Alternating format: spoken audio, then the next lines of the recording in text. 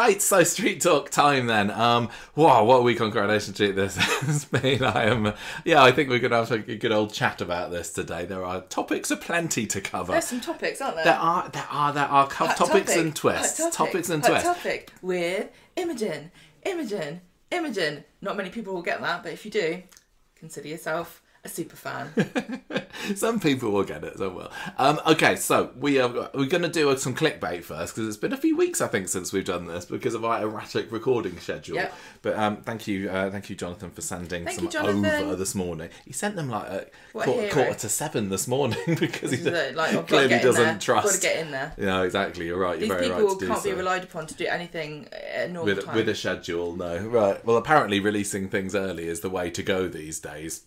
Save that rant until later. Go on. What's my clickbait for this week? We got some good ones. Right. This is from entertainmentdaily.com. Wild Coronation Street fan theory. I'm wild Coronation Street fan today. Go on. Sorry. Predicts Becky Swain is already on the cobbles. Oh, what? And she's only just been on screen. Becky Swain is on the cobbles. Yes. Wild fan theory. And she's not dead, obviously. Obviously. Although she could have been in the coffin. We never actually got to see if that was Dom or not. Jenny said it was, but if you don't see it on screen and it's This is mad. Becky, this is obviously ridiculous. And I can't even think to who's been loitering around that's knew that it could be. Is Becky actually Sienna the paramedic? Yes. Yay! Of course she is. Of course. Of course she is, because she's got brown hair. Definitely the right age as well. Yeah. Anything more to add? I haven't got any more to add to that. What do you want me to say? They're all just flipping Facebook group comments, aren't they? Right, next one. Coronation Street fans rumble Carl Webster's second affair, and it's not with Tracy. This is from Belfast Live. Well, have fans actually guessed? Did they guess? And it was picked up that this was James? Yeah. Yeah, okay. Speak about that later. I have things to say. Apparently, James has been saying he had a boyfriend. Yes, he has. So is this to believe that? No, because I don't think. Look, let's get to it later. Sorry. Okay, get to it later. Because I did. Can of worms there, isn't it? Yes.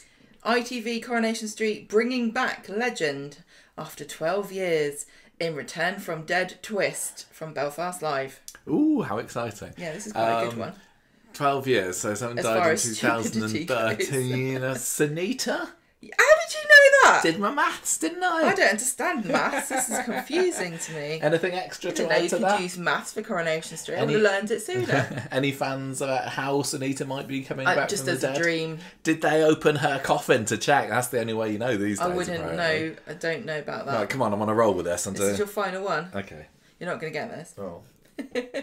From the Mirror. Coronation Street star warns of stigma after soap exit in Brutally Honest Truth. I missed that. I was looking at a notification on my phone. Sorry, say it again. Coronation Street star warns of stigma after soap exit in Brutally Honest Truth from the Mirror. Oh, so this is an off-screen thing. Is this something that Adam Hussein has said since leaving? No. Oh, okay. This is a bit of a throwback, this one. Sue Cleaver? No. Shelley King? Further back than that. Oh, I don't know. No one recent. I've got no clue. What do you think the stigma is? It doesn't matter who the person is. Soap actors can't act. More like, just being in Nobody gives me a job anymore. Well, I don't think she's saying that. Oh, it's a she. Gave it away. Gave it away. Somebody else there. I don't know, who was it? Katie McGlynn. Oh, okay. Played Sinead. Okay. Oh, wow.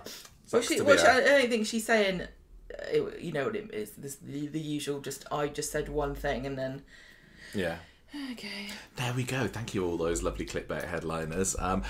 Okay, so we've got 5 stories this week, although one of them is incredibly short. Gemma's raising her hand for the... Sir, can I just say... For the teacher. Stop. You're just getting me ready for the new term starting next week. Okay, so this Becky Swain stuff, right? Mm-hmm. This is a supernatural thing that's happening here, everybody. This is called an egregore, right? This is a thought process, a thought form that is created by a group of people thinking really hard about something, okay? So, like, Father Christmas, he could be made real by the belief of all the children in the world that he's a real thing. Right. So, because everyone keeps talking about Becky Swain being alive, we are going to create it and manifest it in the universe as an egregore. So just be careful. Never heard that term before. Yeah. Oh, I trust in reality coding. That's all I can say about Well, it's that. kind of the same thing. Right. Well, we will see, won't we? Just be careful. We will see. Well, what I will actually say, I don't want to give any spoilers or anything for upcoming scenes, but what I will... But Becky Swain's going to be in it next week. Becky Swain? No.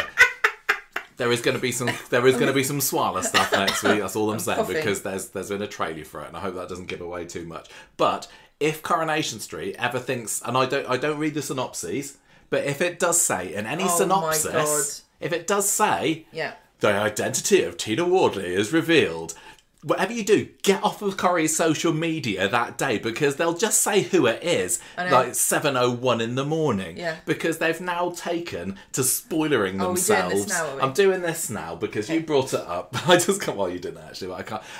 I am absolutely fuming. I'm kind of more fuming for you. Me? Yeah, because you were spoiled by this flipping Carl and James twist today, weren't you? I was so devastated. Look, are you not really mad? This is what we said would happen. No, this is worse than we said would happen. Because what they did, and I really hope that a lot of our listeners who are hearing this now did stay spoiler-free for this, but it was very hard because people are on social media these days. I know not everybody is, and there are lots of sensible people who stay away from social media. We can't, as it's the nature of us being Corrie podcast. We're the real victims. No one cares about us. So, Coronation Street, right? 8 o'clock, Monday, Wednesday and Friday. Yes, it gets released on the Hub at 7 in the morning. 8 p.m. 8 p.m. 7 o'clock in the morning on the Hub. 7 o'clock in the morning on YouTube. I was dead against that when it happened, and I'm not going to say it hasn't been useful. You know, we're going into the day today. We're not recording this at midnight because we were able to watch it early because I'm not at work this week. I'm going back to work next week, though, so I'm going to have to be dodging spoilers like anything. But can I just say that they could avoid us moaning about this by just giving us the episode, yeah. Because other people, like soap journalists, get them early. Why not us? It literally is a bit rude. I'm just so fuming because when they moved to 7 o'clock, I was incredibly selfish and I stood by that, and I still do. I don't like people watching it before me. I still don't. And I don't care how selfish that makes me sound. I really, really don't like it. It's my and challenge it's not even the we're all watching it together for a shared experience. Yes, that is lovely. And yes, it does help with the social media posting, because we don't tweet during Coronation Street anymore, because who knows when Coronation Street is on anymore. It's whenever you want to watch it. And I sound like a right old fogey saying that, but I don't care. So I said that when it was moved to 7 o'clock in the morning, watch out, because people are going to spoil it on social media. And sometimes they have. I've seen a couple of spoilers during the day for it since then, and maybe that's my own fault for going on during the day, but I shouldn't feel that I have to limit just opening up a couple of apps on my phone just for fear of people spoiling things. Why can't people keep it under their hats until 8 o'clock? We don't put our shorts on until 9 o'clock in the evening. We don't put spoilers on social media until things have happened at the normal broadcast time. But hey, maybe I'm living in the past and the normal broadcast time is now 7 o'clock. But what I didn't expect is for Coronation Street to start putting their own spoilers for something that was supposed to be a big unrevealed mega twist. Honestly, what do they benefit? What the hell was that this morning? Who decided, hey, I know what we're going to do, keep something quiet until the day of the broadcast and then put it online for all and sundry to see before most people have had a chance to watch it. We've been saying for years, Coronation Street has been dreadful at keeping things under their hats. They love a good spoiler. They love putting in the synopses all the big twists that are going to happen. But every so often they don't. Sometimes they keep things really quiet and say, aha, you didn't expect that Julie had cancer, did you? Because we didn't tell you that. Hey, what a great twist that is. But at least they didn't spoil that in the morning. Now they're saying we're going to keep something quiet for the first time in months and then go and parade it around the internet. Well, what on earth is that? And I know that you could say, well, Corrie's social media only kind of teased it this morning because they put a tweet on at, 8 o'clock was it? Saying, hey, Carl's got somebody new that he's shagging around with. Click on the link to find out who it is. That doesn't count, Corrie. That's still putting it out there. And you clearly had an embargo for all the other soap journos to go open the floodgates with whatever you want. I don't know whether it was 8 o'clock this morning or 7 o'clock or what have you, because they did. So now, and I'm not even including myself in this, because I was not spoiled on this. I'm mad for all the people that were spoiled on this. I'm mad at Gemma because she's just quietly... Hang on, you're mad at me? No, I'm mad for you. I'm mad for you. Because you saw this spoiler because Coronation Street decided it was okay for soap journalists to write all about it. Hang on, I don't know if you can say that. Well, they did. No, there was an embargo. And it went and it was up at 8 o'clock. Inside Soap, but we don't follow... 8 a.m? I think it was 8 o'clock this morning. Inside Soap Instagram. We don't even follow them. But I think it was Jonathan Howard, who plays Carl, reposted or whatever it works on Instagram. I don't know. Again, my old man syndrome kicking in here. He posted something that had been put on there and it was like, hey, look, Carl's got a new person. It's James. First thing this morning. I think it said that. I can't remember. I'm pretty sure it did. It's so...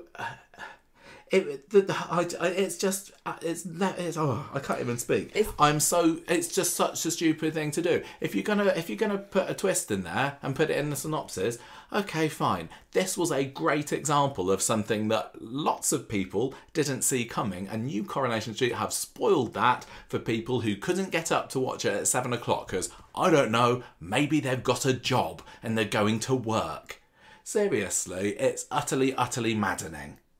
Yeah, it doesn't serve a purpose, as far as I can tell, for anything. Promote it after at 9 o'clock. Sure. One thing I would say is that I know that the Swallow fans get super excited and they don't seem to mind spoilers very much. And so if you're expecting anyone to keep a secret about what happened with Swallow in an episode, you're having a laugh.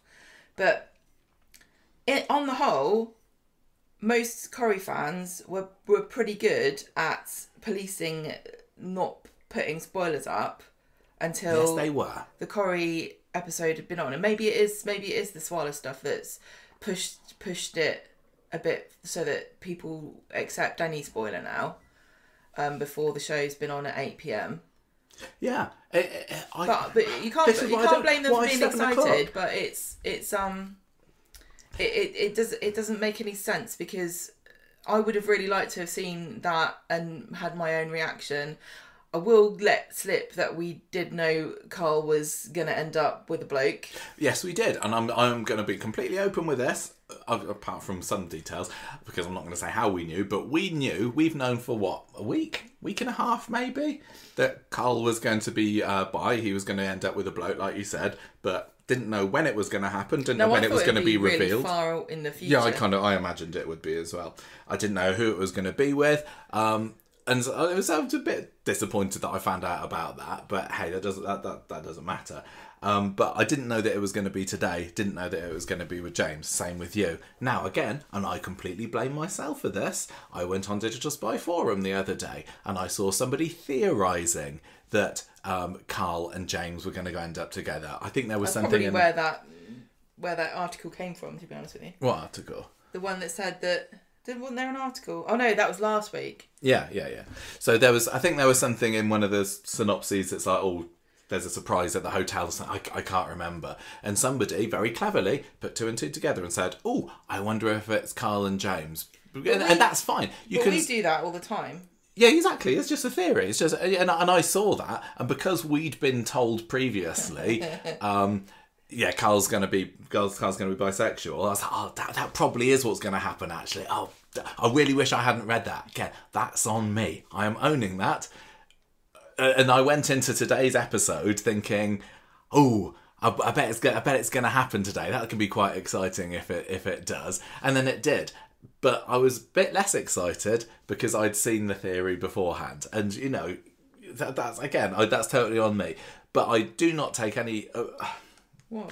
It's not my fault that, because it clearly isn't, that Coronation Street thinks it's a good idea to put spoilers for their episodes online 8 o'clock in the morning, 12 hours before the regular broadcast of it.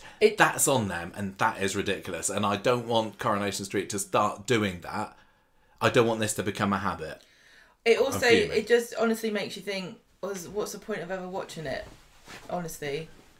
And I know that's a kind of weird reaction. This was a sexy teaser that they put on, wasn't it, this morning? There's nothing that's ever going to happen that's going to surprise me now in Coronation Street. If everybody just posts about everything that happens at 8 o'clock in the morning, And people, are people going to just say to us, well, don't look at social media during the day? And I don't comb every comment. I don't go searching. I don't go onto the Coronation Street subreddit on Monday, Wednesdays and Fridays during the day, just in case there's a spoiler there. I won't go and have a look in spoiler threads, obviously, or early release threads on Digital Spy. I try and keep myself away from it as best I can. And on the whole, I've been successful with that. I've seen the odd thing, and like you said, some of that has been what the Swyler fans have posted. But even then, it's not been something that's been as big a twist as this. Because this was a proper good twist. I'm not criticising the twist. I think that this is actually like, oh man, and I'm really excited to find out what happens next. I totally don't care about it at all because it was ruined. Because it came out of nowhere. Not many people saw it coming. And I've now looked at comments on on the Corrie Twitter and I think Duncan Lindsay's tweets, and people were saying, "Oh, this is amazing! I was watching it first thing this morning, and my wife and we both gasped." And then other people were saying, "Oh, that spoiled it now," or why are people saying that?" Or just various variations of, wow, I didn't see that coming. And that is a really good twist that people wouldn't have seen coming on the whole. It's a really inelegant way to promote your show, to ruin the purpose of a story. Like, you could have gone... I know that they said, oh, who's Carl sleeping with? Click here to find out. But they opened the floodgates by doing that. You can still promote your show. They do it all the time without spoilers. Why don't they do non-spoiler things based on the information they've already given out? Even if they'd put something that we will get onto the... I said there'd be a rant. I said on our Twitter today. Even if Coronation Street this morning had said... I did. Spoiled our podcast today. Yeah. Even if Coronation Street had said, ooh, you're going to find out, Carl's going to be taken up with somebody else today in today's episode, that would have been quite annoying. Because it's yet another needless spoiler. But it wasn't just that. They could have just they put it on their website and allowed all the other journalists to go open the floodgates, like I said, with posting it however and wherever they wanted. It would have been way more intriguing. They could have even kept the same picture, which is just him opening the door, looking shocked. Yeah, that was part of this week's spoilers anyway. That's been available for a week and a half. And said, Carl's secret revealed tonight. And we would have we would have guessed all kinds of things. Thing is, we probably would have guessed because we knew we'd been told before that he was bi. Yeah, but nobody else knew that. No, nobody else would have guessed. We personally might have guessed. We might not have guessed James. I probably would have guessed Theo, to be honest. Do you know what this is like? Because we have been theorising and putting Carl and Theo together, haven't we? Do you know what this is like? This is like, it's like going, Corrie's like your nan, okay? And you go around there for Christmas and she's gone, here you go, there's a present for you. It's socks. And you're like, thanks, Nan. Why did you wrap it? Whereas Corrie was like, here's a present for you. It's sex. It's the joy of socks. Look, but you know what I mean? Like, don't wrap it. Don't bother. What's the point? Just tell me. Why don't you just... Here's an idea, Corrie. Save us some money. ITV, don't need to worry about this anymore. Just send us the scripts. I honestly think... Why bother? Why bother filming it? I think that they wanted it to be a bit of a raunchy tease to get people to watch it. Because the glistening torsos of Carl and James that were in these two photos, I'm sure might have got a couple more extra people tuning in, and that's what they want. But, God, maybe try and hook people in by making the programme better. So I don't want to be too horrible about it. Well, no, it would have been... But... Yeah, I'm super disappointed. I gave this today's bobbins because Coronation Street ruined it. I'm totally not above being petty. Everybody knows that about me. I am the pettiest person in the world. And so this whole week's getting a 1. No, it's just not. So you know. Well, I mean, for goodness sake. Right, look, there was lots of other good stuff this week. Talk about self-sabotage. It's utterly ridiculous. Like, the people that are on your social media, the people that care about it and want to be surprised. You're never going to surprise anyone ever again now. What are you thinking? I just hope that this is a one-off and a blip. And I hope that people kick up a fuss about it so that Nobody cares what we think. But I think elements of Coronation Street's marketing and social media work in ways that, you know, they don't need to be tailored to us specifically. There's a whole load of people that they want to try and get watching Coronation Street, but I just would like to register my disappointment, please, and then move on and talk about the other things. But it doesn't achieve anything to spoil a twist. I know. It's like when you go and see an M. Night Shyamalan film and there's no twist at the end. You're like, what the hell? What happened? I thought that they were all dead or something. Yeah. Like, if there's not... And going into a film, if you go, oh yeah, there's a great twist in that film, you've just ruined it for everybody because they spend the whole time trying to work out what the twist is. And this wasn't even that. Coronation Street just went, oh yeah, there's a twist. He's bi. This is a little bit like going to the cinema to see an M. Night Shyamalan movie and maybe thinking that there's not going to be a twist. Or maybe just any movie and not thinking there's going to be a twist. But when you buy your tickets, they give you a little envelope that says... the end of the film, we've written it down, it's in here. Look if you want to, you don't have to. People are going to look because we can't help ourselves. It is a bit like that. But then it's also some other people in the lobby going, hey, I've opened at the end of my film, here's how it ends, everybody. This is like walking home nicely with your copy of Harry Potter and somebody screaming out the window that Dumbledore dies. Are you? Oh, I hope you haven't spoiled that for anybody now. Dumbledore is dead. Find out who killed him, click here. Right, let's move on to talking about some other stuff. We'll actually get onto that. I know some people love the rants and some people absolutely hate them, but I don't know what you're doing here if you don't like rants. It's fairly rare that we get something I tell you what, a Michael rant is a super rare even so. It is. Maybe I can't even remember that. I was going to say maybe put a timestamp for end of rant, but... No. Right, so we're going to talk about... We've not even got that story first. We're going to say goodbye to Ardy first in the Alas We Ardy Knew You story. I've also kind of put Asha crashes because she's having a bit of a mental breakdown, isn't she?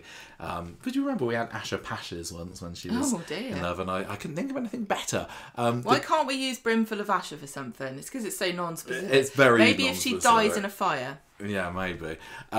Next just an idea, Coronation Street is going to be the Carl and Abby storyline, and this is one that works much better written down than spoken out loud. But I'm calling it Abby Webster because if you write it, it looks like Abby Webster. Maybe you can call it like Abby and Abby Webster. I don't know. I'll let that simmer for a little bit. Percolate. Yeah, exactly. Undertaker Under the Thumb is next. That's Todd and Theo. And the next storyline. Oh, this is good. I can't believe we didn't come up with this storyline title before because it makes a whole lot more sense when Christina was back in it. But I'm calling it Domfoolery because this week Jenny thought that there was a bit of Domfoolery going around, but it turns out he is actually dead. And whereas before he was absolutely tricking her. But I don't care. I think this is hilarious because this is exactly what soap watchers like us want them to literally do. What? Open the coffin. I don't believe the person in there. This is like the manifestation of every weird conspiracy theorist for Coronation Street in the past. I loved the face that Jenny pulled when she opened it up and saw him inside. If only we'd seen this happen at Becky's funeral. Yeah, exactly. And then there'd be none of this chatter, would there? And then we'll talk a little bit about the Foster storyline. Joan Alone, I've called it, because Joan being taken away from the Metcalfs, but there was only about 2 or 3 scenes of that, and they didn't really go anywhere after that. Right, so just everyone knows, I'm gonna be callous today. What? Just because of this, do you a spoiler hurt? Yep. No, don't.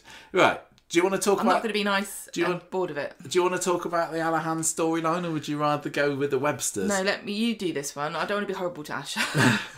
Asha is just the best. I love her. I really love Asha. She's brilliant. And I'm really sad that just a part of her has gone now. Because one of the things that I love about Asha is her bond with Ardy, whether that's hugs or bickering or whatever. That's finished now. And even if Ardy comes back, and I'm not sure whether that's going to happen or whatever, it's not going to be the same because they're at a very particular age now, and they can still get away with being a bit childish. Yes, yeah, exactly. I mean, what are they? 20 now, I think. Yeah, they're not that old. No, but if 5 years time, I don't know. They might still. It would be a bit weird if they were. I mean, I know that David and everybody is like this with each other, but there's something special about having grown. They're just on the cusp of adulthood, so they're still. And there's the whole twin thing as well, isn't there? They did it with Gemma and Paul last year. They're just splitting apart all the twins. all started with Steve and Andy, and because they've got we thought that was enough, but the no. quads coming up, and they're like, this is going to be weird. Oh yeah, it's going to make it look like something in the water. I do wonder, you know. People are saying, "Oh, get rid of Gemma, get rid of Chesney." I'm perfectly happy to keep them on the show, to be honest. And I am still really, really curious about what the future has in store for the quads. And how old are they now? 5, 6, maybe. So it's not going to be too many years before they actually start, you know, having a few plots. lines, having some relationships, having personalities. None of them have got personalities at the moment, apart from Cleo's personality is she's got big feet. Monstrous. And that's about all you need to know for that. But I'm interested to see what the dynamics between the quads are. Will they just be bickering? Will it be affectionate? And the Winter Brown family is definitely a family with a whole lot of love in it, isn't it? So I'd quite like them to. You know, obviously the quads are going to be recast. Some of them will be, at least. And it'd be nice to get ones that have really got nice sibling-ish chemistry The together. dynamic that is going to come with them is interesting. But the other thing to consider is that if they want to... Coronation Street now has this thing where you really have to be dating somebody to get scenes, right? You have to be in a relationship to get scenes properly. So with the quads... You're going to have at least 4 other people of the same age. Oh, what, when they're in their teens? Yeah. I don't know. I think teens can get away with... Well, you know, all right, when they're adults, it's going to be very complicated. I think they'll be dropping like flies once they're in their 20s. Coronation Street, I'm telling you, Coronation Street will not be able to cope with 4 characters of the same age who can't date each other. They just won't be able to cope with it. They won't know what to do. No, please, no incest. I bet you there will be at least one. Well, you know, who knows what they'll be desperate enough to do in 15 years' time. Anyway, yes, I'm very sad. We'll all be robots. Sad that Ardy and Asher are and if you go on Twitter, together anymore. You'll believe that we'll all be gay robots in 15 years. Okay, so... Anyway, we haven't got to that, but yeah, he leaves on Wednesday. So Asher's had a bit of a late night last night because it was Monday was the big Asher episode, wasn't it? Well, I say that, but am I alone in thinking I was expecting something bigger for it? This is again. This is really hard. What should we do? Should we just come off Twitter for like you did this for went around when Aidan died, didn't you? Yeah. Should we just not use social media? Is it possible for us to just not look at social media for like a month? I don't know. Because Asher's episode on Monday would have been brilliant without all of the fuss and hubbub about and the trailers or whatever and the pictures and the special it's Asher's special episode on Monday. If I hadn't known that they were going to make a big deal of it, I would have enjoyed it a lot more because my expectations were completely different from what we got. What we got was a really lovely character study that was unusual, definitely, for Corrie to spend so much time on one character's story. It's usually at least more than one person. It was just Asher by herself.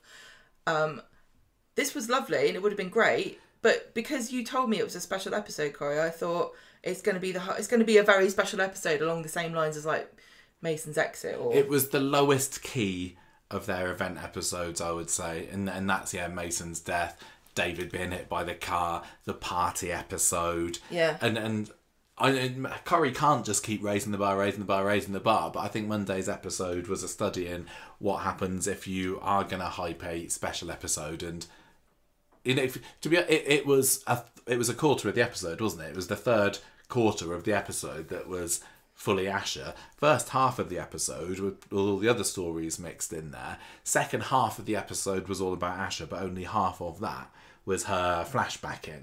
And yeah, I expected it to be a little bit more. It's really unfortunate too because I think it's difficult because we've spoken about it a lot together, and so. Well, we watched this. I feel like I'm repeating myself. We watched this up at my dad's house on Monday morning before we came up here, and I was a bit let down then. But then I watched it again to make notes the next morning, and I did enjoy it more on the second watch because I didn't have those same expectations. Yeah, it was a good episode. But the thing about it is that she had a really bad day at work, and if this was you, this would be horrible, and it would go in your head, and it would upset you, and especially what happened to her with that horrible woman, like racially abusing her. That's devastating. That's like disgusting, and I felt really, really bad for her. But unfortunately, it's in the same show where people get run over every week and, you know, people are dying of cancer and somebody's running off with everyone's money and, you know, compared to that, it was a bit like, you had a bad day at work. Well, that's not going to go on the front of a soap magazine, is it? Ash's bad day at work. Well, it was also like there were bad bits to the day, but equally part of the day she was sitting putting little pirate patches on teddy bears and another talking to old ladies. and talking to lovely old ladies in the precinct. So it wasn't even that it was the worst possible day. She had some horrible things that happened to her. I'm not saying it wasn't awful and it wouldn't in real life this wouldn't be terrible, but I'm just saying that Coronation Street has pushed the boat so far out of the harbour that it doesn't compare to anything else that's happening. So it just looks in comparison really uneventful and not very traumatic at all. Some guy died in the precinct, not the precinct, at Freshco's. Oh well. So some horrible cow was mean to Asher. That wasn't very nice, was it? I know, and it makes me feel really bad because when you're saying it like that, that is awful. Of course you'd feel terrible. You would. But, you know, like, it's... People... How many, like, characters are dying on this show at a rate of, like, over one a month? So, having a bad day at work, it doesn't feel like an appropriately serious topic. And I hate saying that because I love Asha and I think she did a great job and I think she was wonderful. But I think you've got to really work hard to get what they wanted you to get out of it, just because, you know what I mean? It's like here's like somebody's lit a candle and it's surrounded by bonfires. I wonder why they decided that they needed to have this as a flashback anyway. Like what we saw was could have been, you know, that 3/4 bit of the episode, or the quarter that was at the 3/4 mark, could have been spread out across a whole episode and just here's what Asher's getting up to today. And isn't she having a bad day? And it was, but instead that, you know, they feel Coronation Street is Flashback City at the moment, and I don't really think that the purpose it added make sense. too much to it. And to be honest, apart from it's flashy. Also, that we had on Friday last week, we had her on the phone crying. So we had a flash forward. Was it about? No. So they weren't two different conversations. No, they weren't. So last Friday's episode ended with Asher on the phone talking to Dev, I think it was, wasn't it? And that was when Monday's episode was flashing back to.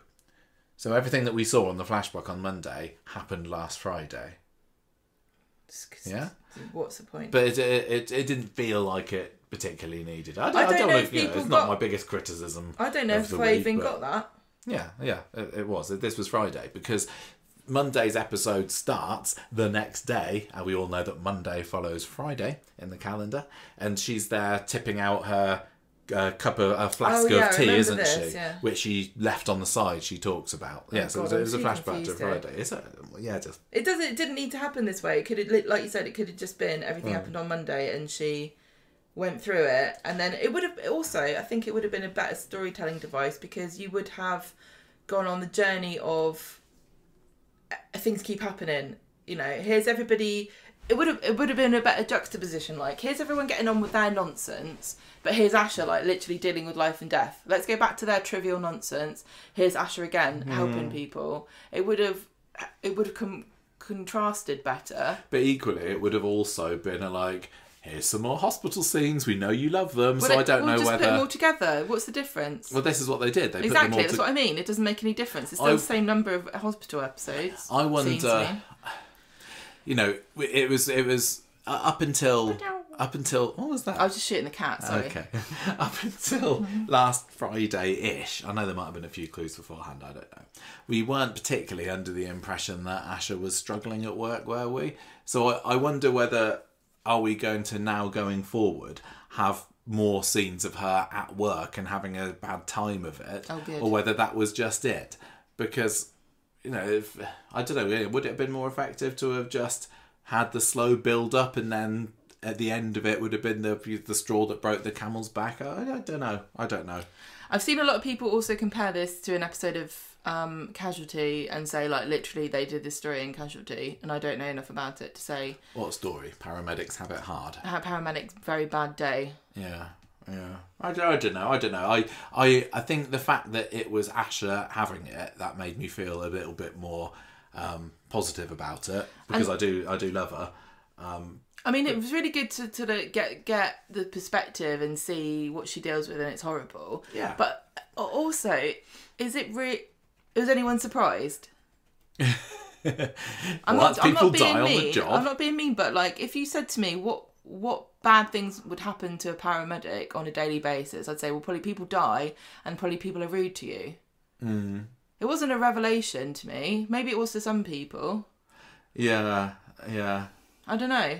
Maybe they need to have it with like a vet, because that's one of these jobs that all the kids say, I want to be a vet when I'm older because I want to help sick animals. And then you get a character training to be a vet on Coronation Street, and they flash back to having to euthanise all these animals. It's the worst job. It's got the highest rate of suicide. I know. Well, I'm waiting for them to, do a teacher. Now Daniel's back working at Weddy High, thanks to his ad hoc interview with Mrs. Crawshaw back in July. I'm just waiting for him to have his flashback episode about what a terrible day he's had. Honestly, that would... Justice for teachers. Genuinely, I would like them to do that, but I don't think they'd do a good job of it. I'm sorry, but they wouldn't. Well, I don't know. Anyway, which is also not all bad. But you still get your stressful moments, don't you? Oh, I don't know. They couldn't. They wouldn't have enough time to do a teacher's day. Couldn't do it now. Right. Anyway, nearly an hour into the podcast. I'm not going to talk anymore. On to what actually happened on Monday, and you start to see that she's had a bit of something's gone wrong. You can tell because she's saying, she's just a little bit down, and she's asking Dev if he's going to go along to Ardy's leaving drinks today, and he's still being a git about various things, and he's like, oh yeah, probably not, no. And then she goes to the sink, pours the drink in there, and then reveals that she's got some cuts on her arm. That was pretty nasty, wasn't it? That's bloodied arm. Terrible. And she's hiding it, isn't she? It's a bit like when she hid her skin when she was doing the skin lightening thing, and she's just keeping it to herself. She obviously didn't learn a lesson there. So Ardy is sitting with Amy and Summer in the pub later, because this is I didn't actually, going into this week, I didn't know 100% that this was going to be his last week. I definitely didn't know which day would be his last day. But I did have that little bit of worry in me that possibly he wasn't going to come out alive. Because again, I knew that Asher had, this episode had been bigged up like Asher's most tragic day ever. Did you have anything thoughts in your head like, is Asher going to have to attend to Ardy and he dies? I did wonder, because they did say someone dies. Yeah, oh yeah, they did, didn't they? We saw that. It was just random. Again, cyclist. Another really bad... We didn't even see it happen, and we didn't even know who he was. Did we even see his face that much? But I didn't need it to be another known character, to be honest, the amount that they're killing off at the moment. It was very much like the tram crash. Oh yeah, the 4 weddings and the 4 funerals and a wedding. Yeah, it was the taxi driver. For? You asked me a question. No, did you go into the episode ever so worried or slightly worried that Ardy was going to be dead by the end? No, I didn't. But when she got to the crashed car, I was like, oh, on Wednesday. Yes, I did as well. I thought that could have been a really good but awful twist. Obviously knew that Ardy was leaving, and so when I saw the car had crashed, I thought he can't have hurt himself, because then he won't be able to go to India. Like you don't just bandage your head up and then go off to India on a plane. You wouldn't be allowed. No, he'd be hanging around having hospital scenes. He's either I know he's leaving, so if he's in a car, he must be dead. Yeah, I did worry ever so slightly, but luckily they didn't keep us on tenterhooks for too long about that one. Well, they should have done. But anyway, so Ardy's there with his leaving drinks, and he also gets Nina and Summer back together again. They're friends after the whole leaving Gary to fester away on the ground floor. It wasn't that. It was dropping each other in. Oh yeah, it was that. Well, yeah, that was what. I can't remember who did what now. Yeah, one of them went to the police, didn't they? Was it Nina? I think I'm going to say Nina. But anyway, Ardy says, "Let Nina come in and sit next to Summer. Let bygones be bygones," and so they do. Excellent. Yeah, the comedy element to Monday's episode, if you like, was Deb and Steve, wasn't it? Who were sitting there in the background, kind of trying to get the Ardy and Amy to hook up so that Ardy wouldn't leave, because Dev's decided actually he doesn't want him to go to India after all. Did you enjoy that little side quest? No. Why? Too silly? It didn't. I knew it was doomed to fail, and that it was like something that we wanted to happen, and so it felt like they were teasing us. I didn't mind too much, but it was the fact that it was Dev and Steve, and I'm just immune to being fed up of Dev's idiocies. I can watch Dev being an utter plank till the cows come home. Yeah. But if Steve starts it, which, you know, let's face it, he never stops it, apart from when he's not in a scene, I can't, it just doesn't work for me. So Steve was there tiptoeing around being silly. I was like, oh, Steve, grow up. But then when Dev was doing it, doing his little silly French accents and what have you, I was like, oh, this is hilarious, this is great. Although I did like the bit where Ardy and Amy kissed, and then you could see the pair of the dads in the background going like, whoo, all excited. That was quite funny. But yeah, like you said, we knew it was doomed to fail because, when was it? It was like April, I think it was announced that Adam Hussein was leaving Coronation Street. So it's been a while coming. But yes. One thing... we will, no doubt we will do an Ardy character profile in the coming weeks, so we'll be able to talk more about our thoughts then, I suppose. One thing I found tricky was how Amy and Ardy were acting around each other. Like, they had no chemistry or they weren't really into each other. But I'm confused because they had sex, like, last week. Well, you didn't think they had chemistry? No, they were acting like they're... Amy's like, oh, we're just mates. And like the way she's acting around him is like... It's almost like he needed to exorcise her sex demons out of her or something. Do you know what I mean? Because she's now... It's like she's... Oh, I'm over not wanting to sleep with people now after my traumatic experience one night and with my best buddy friend. Like, that's weird. But they did have a proper, like, goodbye snog, didn't they? I didn't mind it too much, and I'm really glad that after years of teasing these two, who I do think would make a really lovely couple, I'm glad that they didn't part on bad terms, and it was quite sweet, I thought, that they had a last kiss, and it was more a case of, no, what could have been, oh well. I think that had he stayed, it would have developed into something fairly quickly. But does any soap journalist want a clickbait article? What? Coronation Street fans theorise pregnancy for this unexpected character, and you won't believe who the father is. Oh, you reckon? Why no, not? I think they're pretty sensible. Why not? Those two. No, so I thought that. I don't think that I would have liked anything more for the Ardy and Amy goodbye, to be honest, because I didn't want her to go with him because I don't want to lose Amy. But I didn't, so I didn't want them to go to part on bad terms, and I liked that they had made up and they were just like, you know what, we could have been something here, but I'm going to India and that makes sense. Even though it really doesn't.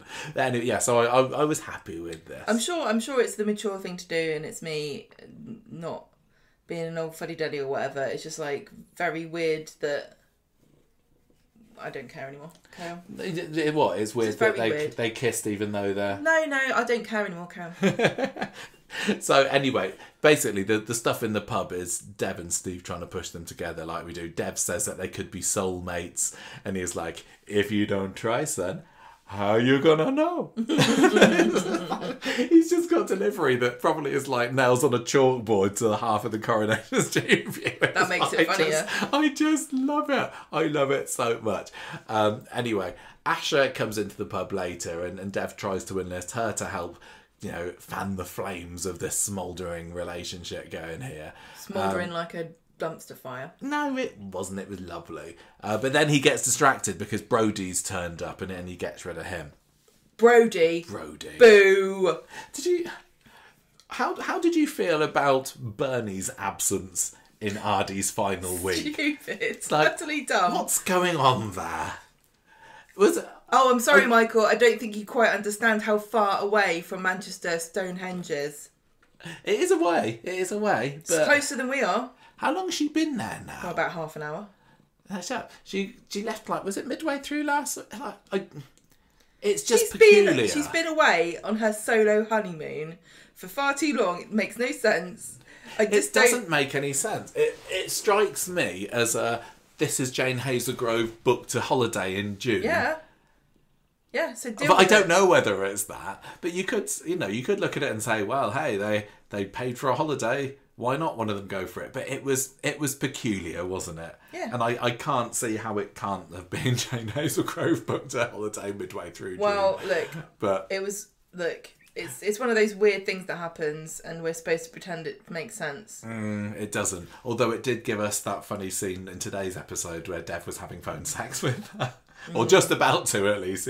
Was he talking about wearing his leopard print underpants or something? Again, hilarious for me. Maybe not for anybody else. Well. What? No. Okay. Right, so I'm lost where I am. I thought you were going to say something. Right, they have their kiss. And then Steve and Dev bring them over some Prosecco. But nothing happened. And Ardy says, look, I'm going to do something really great in India. Gonna make you proud. Love this stuff. Ardy says this, and then they all have a family hug. Him, Dev, and Asha, and it was just warm and fuzzy. Before we get to what happens next, I think one of my big problems with this was the fact that Dev was trying really super hard to engineer Ardy to stay with Amy, and it seems like he had a 5-minute tantrum where he said that Ardy had to leave and go to India, and then he's done nothing but regret it ever since. Ardy doesn't seem to really want to go to live in India, and I don't know why they're still making him go. It doesn't. I don't think it makes sense in the narrative of the programme that he's decided I'm going to up sticks and emigrate to another continent. But hey, people encourage it all the time. We just have to get over it. It's just such a huge move. Also for a kid who apparently didn't know. The Hindus have colourful wedding. Like, are you serious? We're supposed to think on the one hand he's so switched into the culture of India that it's not at all intimidating, and he hasn't once said this is going to be huge, I'm not going to know what to do. That he doesn't mind going, but he also doesn't know the most very basic of things about his own family's religious. He has spent time over there, but he's lived there for like 6 months, just back before the Skin Lightning storyline, because Dev and Ardy and Asha went over together, and Dev and Asha came back before he did. So it's just not consistent. It's just weird. That line really messed everything up. That one line of him going, "I've googled." Anyway, look. So they're having their hug, but but I hadn't finished. Oh, sorry. This is what I mean about Dev. This is why this thing really threw me, because he didn't need to go to India. He didn't need to leave at all. He just Dev told him to leave, and then he changed his mind, and Dev keeps sort of saying, I wish he wouldn't go, and what Ardy's saying convinces me not one bit that he's decided it's for the best. I can't see how on earth it can be for the best. And the way that Dev also said he had to go to India really felt like it was a punishment to me, which sounds awful, but the way he said it, the way he said you've got to go to India, it's like You've got to get as far away from me as you possibly can because I hate you and you've ruined my life. And then the next day he's like, oh no, why is my son going to India? Sometimes you've just got to say, okay, Coronation Street, you need to engineer reasons for some characters to leave and not other members of their family. I'm glad they didn't kill him off, at least. But so you just have to kind of look away and I think it just shrug. sticks with me that it's India and not Milton Keynes. You know? Yeah. Oh, well. I see, I wonder... No, that wouldn't have worked. I was thinking that maybe, Kelly could come back and they could just go off on the run together, but then that would have ruined my dreams of an Ardy and Amy coupling. I'm not going to say I could have come up with a better idea, but... Who knoes? I just don't understand how they can make the... How do they keep coming up with these stories that have so many holes in them? Don't think about it too hard. It's because we do think about it Asha has a flashback where she goes and has a bit of a panic attack. Asha flashes. Oh yeah, it should have been Asha flashes, shouldn't it? Although that's probably what we call the storyline when she undressed for Cora. We could probably get some good traction from that. If we were Corrie, we're doing a Corrie... social media account running it, we could have done watch Asha flashing. Right. So it wasn't just her flashing. She when she was sitting there outside the back of the Rovers, they even had the blue light flashing on the face, didn't they? To show that So she's about to have an experience, guys. Get ready for this.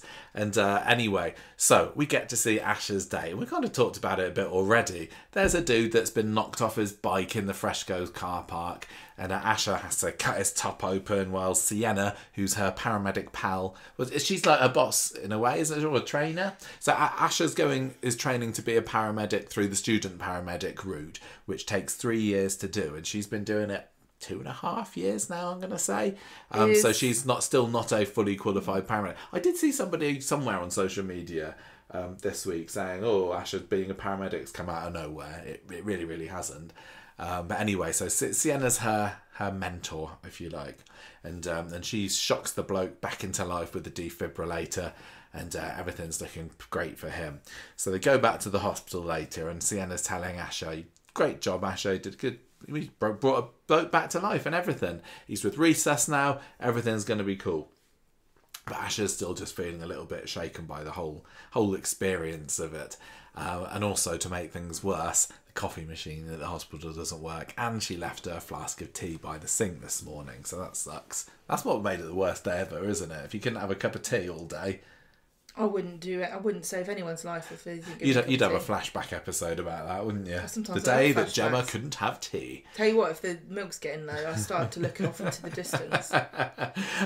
Then we cut to her being in this ambulance with a little kid called Buddy. I don't know if his name was Buddy or if they were just saying, "Hey, Buddy." I thought I took it that the boy's kid was Buddy, but I thought surely not. But anyway, I don't know. Again, no offence to any buddies listening. But Buddy is a fine name if you're American. I'm going to say that. And or a dog. Anyway, she does a lovely job at being nice to him.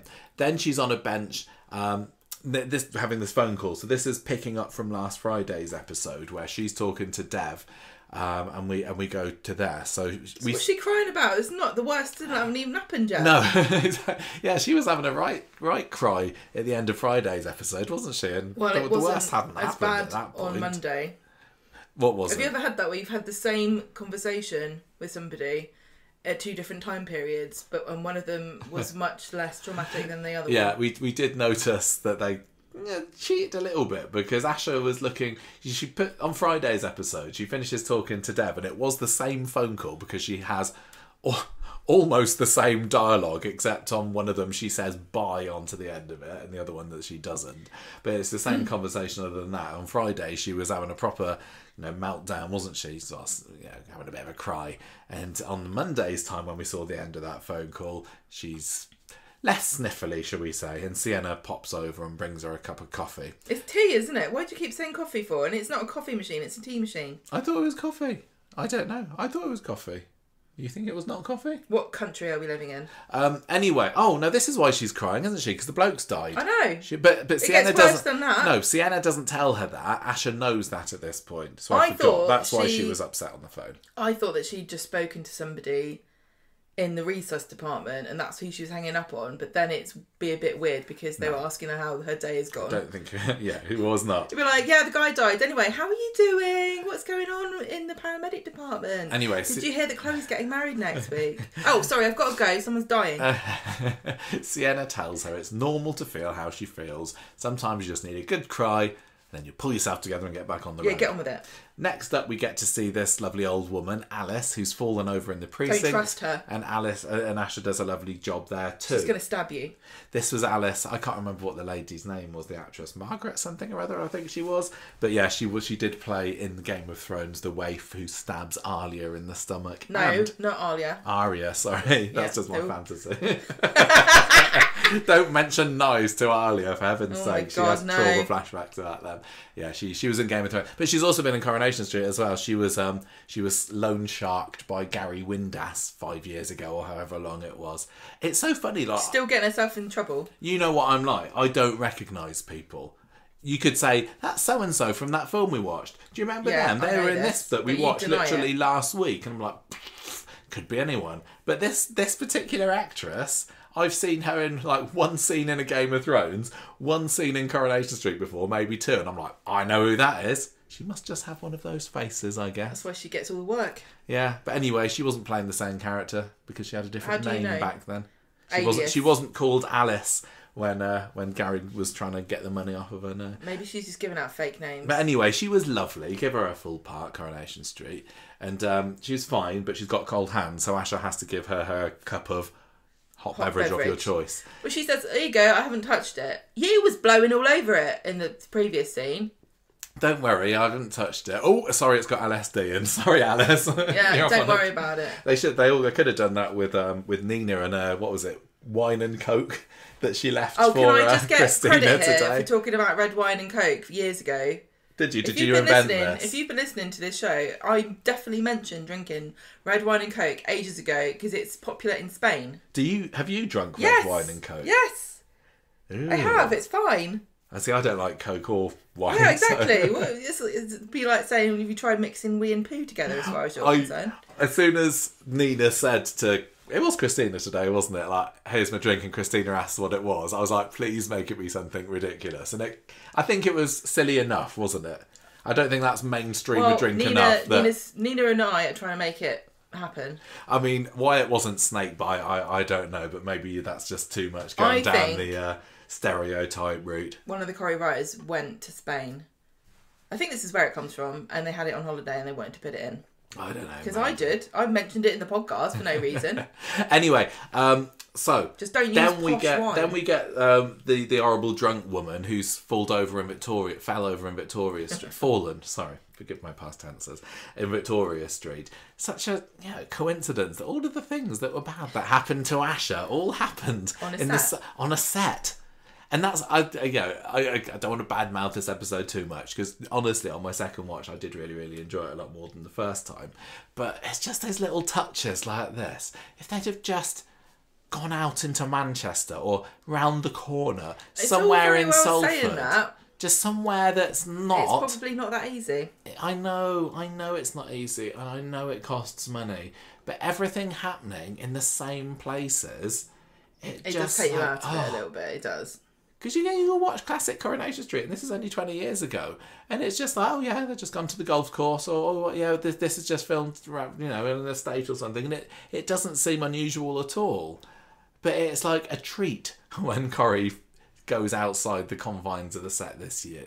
I wonder how much it's different in Emmerdale, because Emmerdale's got so much green space to shoot people with arrows. You could go all over the place and never be in the same place twice by the same tree. Yeah, that was one of the things that made it not ring completely true, that it was all in the same old places. Oh well. Anyway, don't want to complain too much. I've already done enough of that today. One star. So this horrible woman, I didn't catch her name, but I assume she was credited with one. But she was horrible, but she was entertaining, and this is why I like her, and I don't like Carl, because I don't find Carl entertaining, or like this was a clearly panto-ish, like, oh, I love to hate. You like this racist woman? No, she's the kind of character that I enjoy hating. Right. And she was, she was there slurring away. She had a shoe in one hand and a bottle in the other. Brilliant. She was supposed to be campy to watch. She's living her best life. She's had the best time out of everyone. And maybe she did hurt her ankle, yeah, but she had a great brunch. She helped make that scene entertaining by her campy performance. I don't think it was supposed to be campy. Well, I enjoyed watching her, but as horrible as she was, but I got a feeling watching her that I don't get watching bloody Carl Webster, I tell you that. So bring back racist woman, I say. Racist bottle swigger. So you think that Abby should sleep with this racist? Yeah, just to even things up a bit, maybe. Why not? I don't know. Anyway, she's just been horrible. She's calling her a half-wit. And because she can see that Ash is a student paramedic, and she was like, I don't want her looking after me. It was one of these, I want the organ grinder, not the monkey kind of conversations, wasn't it? What terrible to have said. Well, yes, it would actually. Because we were told before that this was going to be racist, weren't we? Mm-hmm. She was going to be racially abused and somebody was going to die. And I think that... I've seen comments of people saying, where was the racist bit? Yeah, this is difficult because I think if you have had different life experiences, this scene comes across differently.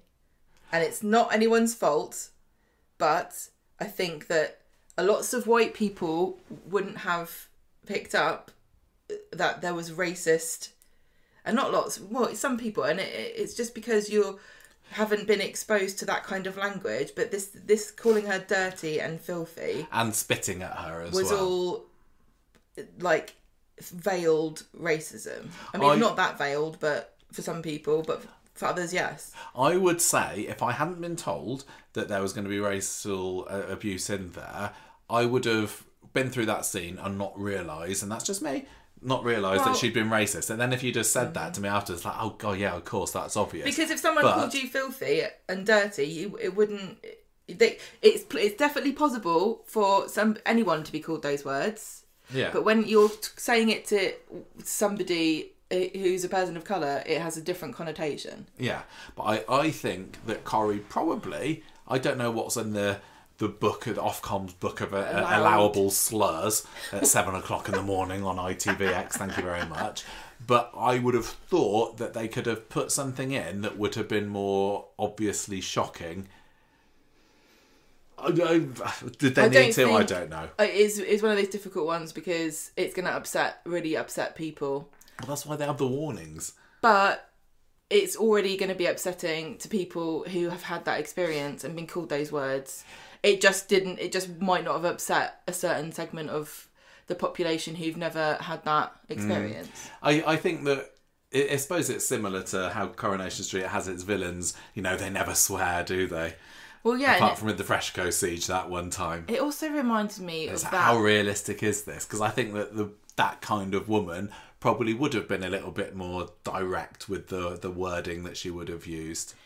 Yeah, and it also, I just think of like Tanisha Gorey, who plays Asha, who is adorable, and just imagine somebody having to say that something really super upsettingly racist to her. It makes me upset and won't put her through that. No, that's true. That's true. But these words are also, you know, how can you quantify how offended someone is allowed to be or should be or will be? I don't know. But anyway. But it also reminds me of the Bailey's party scenes. Oh yeah, the peanuts thing. Line, yeah. And it's like, it is really difficult to judge because you don't want to upset people. But if you think it's an important story to tell, you are going to. I don't know, make peace with it and shock. But for what purpose?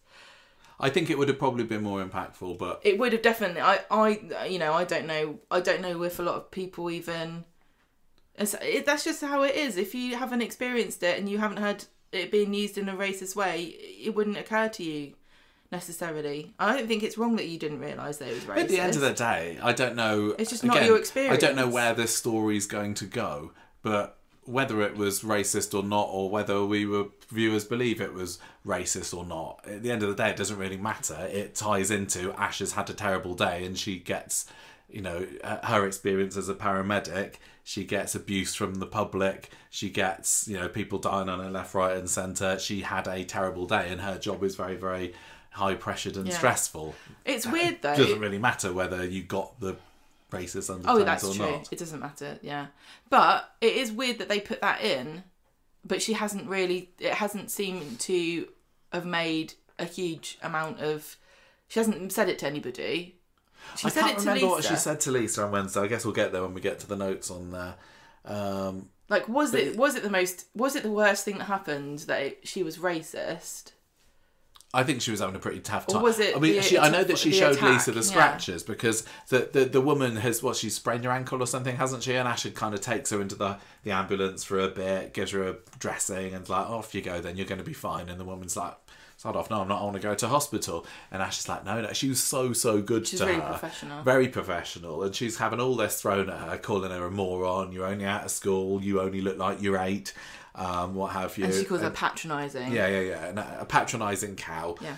And then Asha helps her out of the ambulance, and the woman's like, "Get your filthy hands off me." That's what she says, doesn't she? And then she claws Asha's arm, and that's where the marks that we saw earlier in the episode came from. And the look on Asha's face, it's like she was more shocked rather than hurt, wasn't she? She's like, you know what you're doing.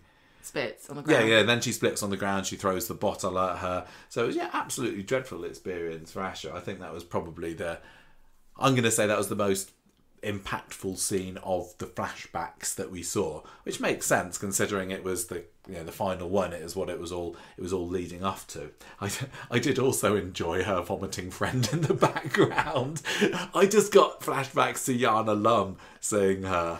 Right. Like, again, maybe that's why I thought it was a bit kind of comedy, especially that woman before.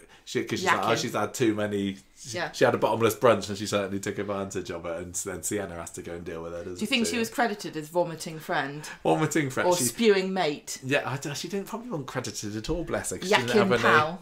She didn't have any voice lines, but we noticed you, whoever you are. Stars of tomorrow today. Exactly. Back to the present, and Asher is full on hyperventilating here, having a mega panic attack. Which is kind of subdued by the time Gemma comes out. And that was a lovely little scene there. Because Gemma kind of bonds with her. I mean, they've already got a bond, haven't they? Because they're kind of semi-sisters-ish since Bernie and Dev have been married. But I can't keep track of it. I know. But Gemma talks about...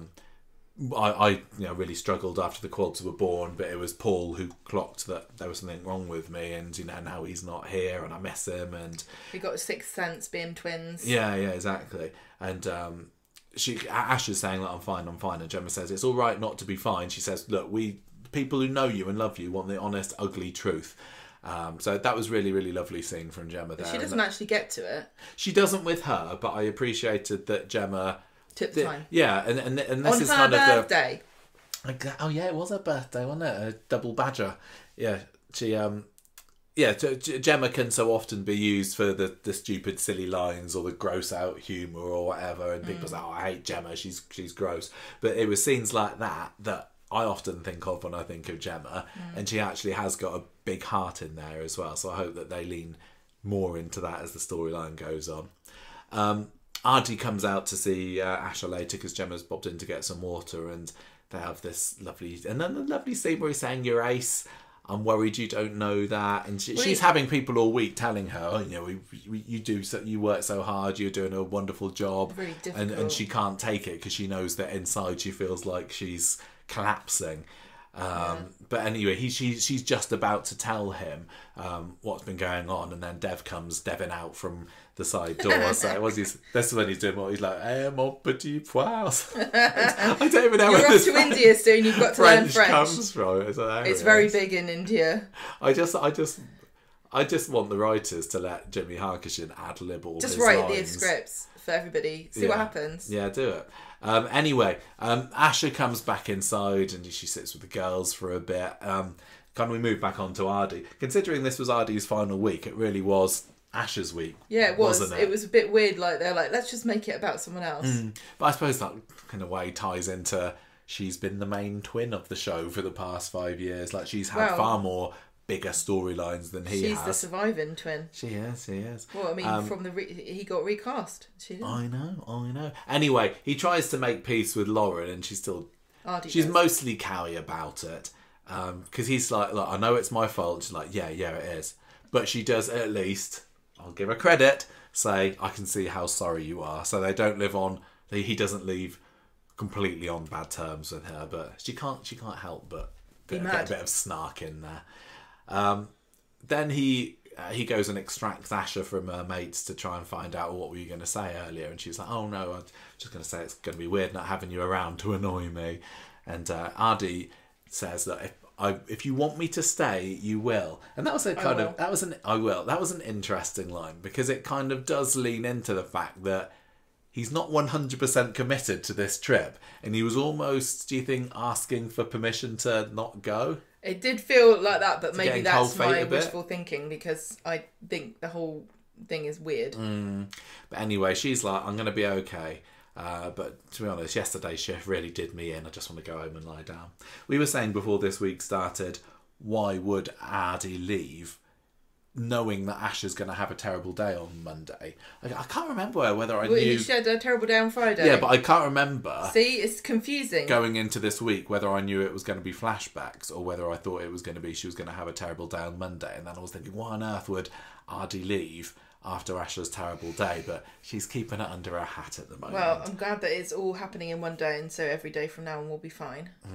Are you concerned at all that Asha from this point onwards is going to be the one that just has misery heaped upon her, and she becomes the next Corrie victim. I don't think she's going to make it as a paramedic like this. Do you not?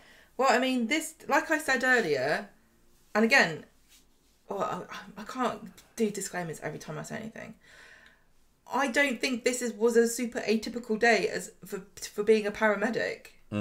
Like, Sienna was there. Sienna, I don't know if she saw the scratching and stuff. No, Sienna didn't. But this won't be the worst day Asha ever has. This isn't the end of it. This is the beginning. Yeah. Well, this is what kind of she talks about with Sienna, and saying you know this is how it is. You I guess you do learn to grow a bit of a thick skin, but still keep your empathy as well. Well, there's a very nice conversation we'll get to with her and Lisa talking. And Lisa says, they don't see you, don't take it personally. They see your uniform and they attack that. And it's horrible because Asha, when that woman was racist, it was a similar thing. That she didn't see Asha, she saw this colour of her skin and she attacked her for that.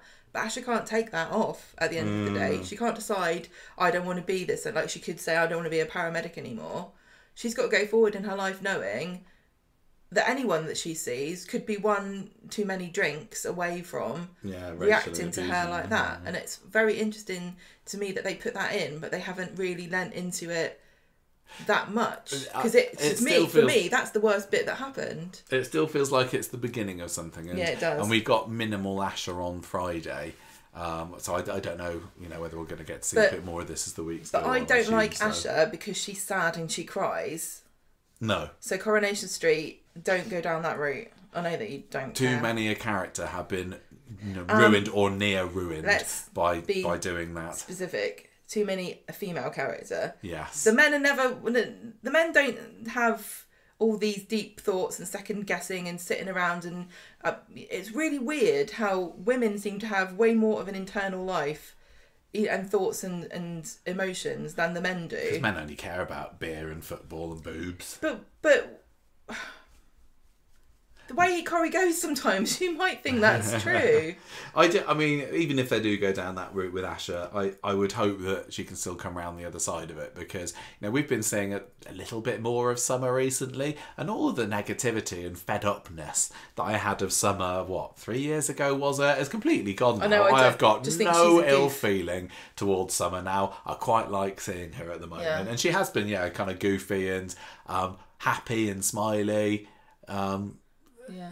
But it was a close call. But you see because what I they mean? just dumped on her back in 23. But that's what 22. I don't know. I mean, we've said this before about. It's not new. Everyone says this about female characters in Corrie, and I'm trying to think to myself: am I being biased and thinking that when it happens to a man, I don't notice or care or pay attention? But it isn't true that men go through the same kind of trauma that women do on this show, is it? Well, I guess we will potentially. We're on the cusp of seeing what they're going to do with Todd. How he'll be reacting. That is very good. That's a very story. good development for that kind of representation, for sure.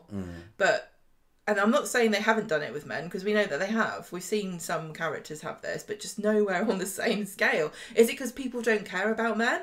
I don't know.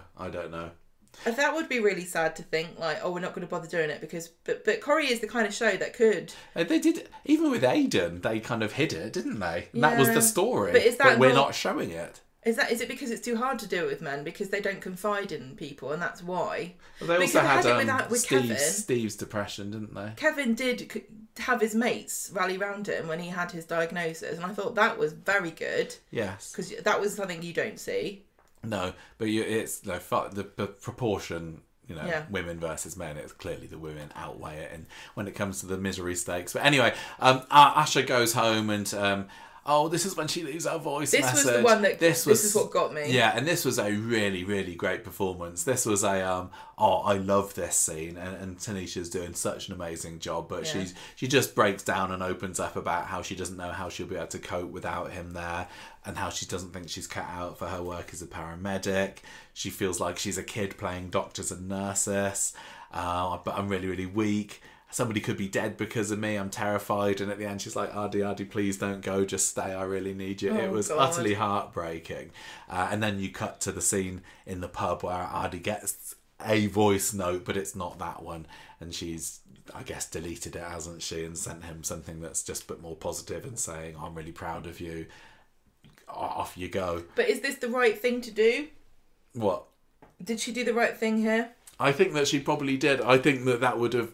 I think that she knows. I think she's clever enough to know that if she sent him that message that she was going to send him, it would have potentially ruined his chances. He wouldn't have gone. And she would have felt guilty about keeping him behind. If he had stayed, and she's already feeling bad enough, so she doesn't want to feel worse because of that. If he had stayed, it wouldn't have helped her because she would have felt bad about making him stay. Yeah, exactly. So I thought that was really well done. And when he was picking up the phone, I was like, oh, what's he going to say? You got me there. So that was a good ending. Well, there was one more scene where Dev and Ardy at the end of the episode come noisily shushing into number 7, and Ardy wants a jam tart in the middle of the night. Bless him. And that was the end of Mondays. So Wednesdays comes in, and Ardy's got his posh breakfast. And Dev's saying, like, Asha, you should stay at home. Don't go into work today. You got to say goodbye to your brother. And she's like, no, I've got to go into work, which she does. So they have a little goodbye hug there. And I was like, is that it? Is that the last we're going to see of them? But there is a little bit more later. We have Ardy and Mary and Dev having their goodbye meal. And I'm glad that Mary was involved in it. She's not always easy to tolerate, but I saw the importance of her being there. And I did think it was quite sweet when he gave her the little Monopoly dog necklace. She'd have to fight me for that if we were playing Monopoly. Yeah. Everyone wants to be the dog. It might have been better if it was something that was actually a reference to something that had happened on the show. We don't think we've ever seen them playing Monopoly, but hey, maybe I'm wrong. He could have got her a little camper van necklace or something. Yeah, maybe something. But anyway, it was still rather sweet. And then Amy pops up as well, and they have this long, lingering handshake with lots of unsaid sexual tension in there probably as well. We also get that him talking to Bernie on the phone or something, or a text or something, yeah. And then he's like, oh, I'm going to get her a gift box with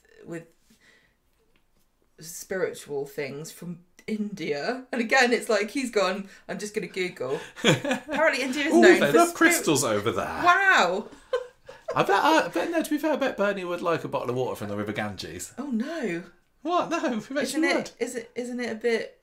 I'm not going to get into it. I don't know. I think you probably can. Like, it's from the River Jordan. It's special, isn't it? I think that it was just weird. It was weird how she was like, oh, sorry. Because there was no indication he was leaving when she left. No. Right? So if my stepson she was leaves moving saying you to need to another sort things out continent, with your son. I would come home immediately. But I don't, Like somebody says, we live in the age of video calls. It'll be almost like... Well, I mean, Bernie is constantly collecting and losing family members. Yes. She's like, well, so what one's gone, another one will be down the road. Yeah, I've got Kit now, and I'm Brody. Yeah, don't need you, Ardy, anymore. Right, so we get to see a little bit more of Sienna and Asher at work later. They're driving down Victoria Street when we see Ardy's car has crashed into a skip. And I'm like, oh, like you said earlier, I was like, no, don't do this to me, Coronation Street. Kill him. Just don't kill him off. But before long, we find out, no, somebody's nicked his car from the garage when it was in for its MOT. I guess. Did they say that it was getting MOT because obviously it needs to be sold on because I don't think he needs it in India? I don't know. But anyway... Well, he can't... What do you mean he needs it in India? Is he going to get it there? That's what I said. He doesn't need it in India. So I guess he's selling it. You're not listening to me. No, I am listening to you. I'm just laughing at the concept that you would import a car to India. But I don't know. If you need a car in India, you buy one in India. You don't Yes, exactly. I'm going to drive it there. That's what I said. So he's probably selling it on. So he's getting it MOT before he sells it on or something. Of course he's probably selling it on. Look, anyway. Asher comes up and runs up to him and they have their hug. But she's pretty shaken by the whole thing here. Yeah, because this is not like a normal reaction, is it? Like... You think your brother's going to die. I know, but this is all influenced from her fragile mental state, and she's now thrown even further into turmoil because it's just adding on top. So they'll go back to number 7 to cool down a little bit. And she's like saying, Ardy, just don't let this stop you from leaving, please. So later on is Ardy's final scene And he says, I've left you, again, like with the dog on the chain, that we're supposed to go, oh, this has got sentimental value, because they're saying in this scene it's got sentimental value. He tells her, I've left you my special hoodie. Has that been mentioned before? Has she been Now wearing... I'm saying it out loud, I'm thinking, maybe there was something with Ardy's hoodie back in my memory banks that I've forgotten. But anyway, he's left her a hoodie. He goes off in the car, has one last look around the street, and off he pops. What did you think of his final scene? It's one of those ones where you can't do that much else, can you, really? No, he got a taxi exit. No, Dev drives. Well, whatever. Dev taxied him to the airport. It was quite sweet. Yeah. He didn't have that exciting final line, did he? He said, you know me, never, is his last line for the street. Can I just say on record, I don't like final lines that don't stand alone. I think it'd be super easy to make every character have a line that doesn't rely on somebody else saying something first, that can be used in its totality. Do you know what I mean? I don't mind too much. Well, I mean, do. Elsie Tanner's, now there's a question. That doesn't stand on its own, but no, that's it doesn't. iconic, isn't it? Well, so. We were talking about exit storylines and characters and how many characters just go without a fanfare and how long of a exit people should have, and there's always lots of discussion about if you have a favourite character, you kind of get annoyed if they don't have a prolonged exit. Yeah. But I was saying to you, how many storylines this year have not been partly about somebody leaving?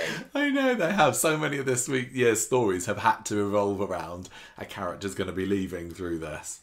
Because we've had, what is it? How many? 11 or something? Or am I over counting? No, it's not that many. But like in a week, in a week's stories, almost every week, maybe I'm wrong, feels like there's been an element of somebody's going. Yeah. Well, so this is sure, the there's more to balance. come. I'm just defending Coronation Street here. This is the balance you got to take, because we were all kind of shocked at how quickly Yasmin went. But it was kind of refreshing in a way, because she just went, I'm going, I'll see you later. Whereas everyone else is like, oh, shall I go? I don't know. Should we have a trauma about it? Yeah. Okay, well, I'm over it now. I'm going to go anyway. I thought this was an alright story on the whole for Ardy. Yes, they kind of villainised him a little bit, but not really, because like I said, I think he was just being dumb. Yeah. He can't help it. No, he can't. I said something really stupid to you earlier today, and I didn't mean anything by it. I can't remember what I said, and I was thinking I was going to refer to it on the bus. Never mind. Insert your own dumb thing that Michael said here. They go to... I do remember you saying something particularly dumb today, but I can't remember what it was. So it's just can't help it, just dumb. So they go to Speed Dial later, don't they? And Asher's there, and Brody comes in and has a bit of a... with his lackey, and he has a bit of a go at her, and because he's the one... No, he did steal the car, but Asher doesn't know that at this point, does he? Does she? Well, they were having their own thing, and then she gets upset and tells them to shut up. And then, is this right? Yeah, I think so. And then, but she's also got beef with him because of the whole drugs thing. Yeah. And then Sienna's like, you can't. Sienna's like, go home. You're clearly still stressed out about everything that's been going on this week. I wonder how much Sienna would have reacted about in the same way if they had just been having dinner without their uniforms on. Was it mostly the uniform that she was wearing? Like, you can't be shouting at people wearing a paramedic's uniform. Well, she did. She said at one point, because Sienna comes and sees her in the pub, doesn't she? And she's like, you're representing your university, you're representing the NHS when you're in this uniform.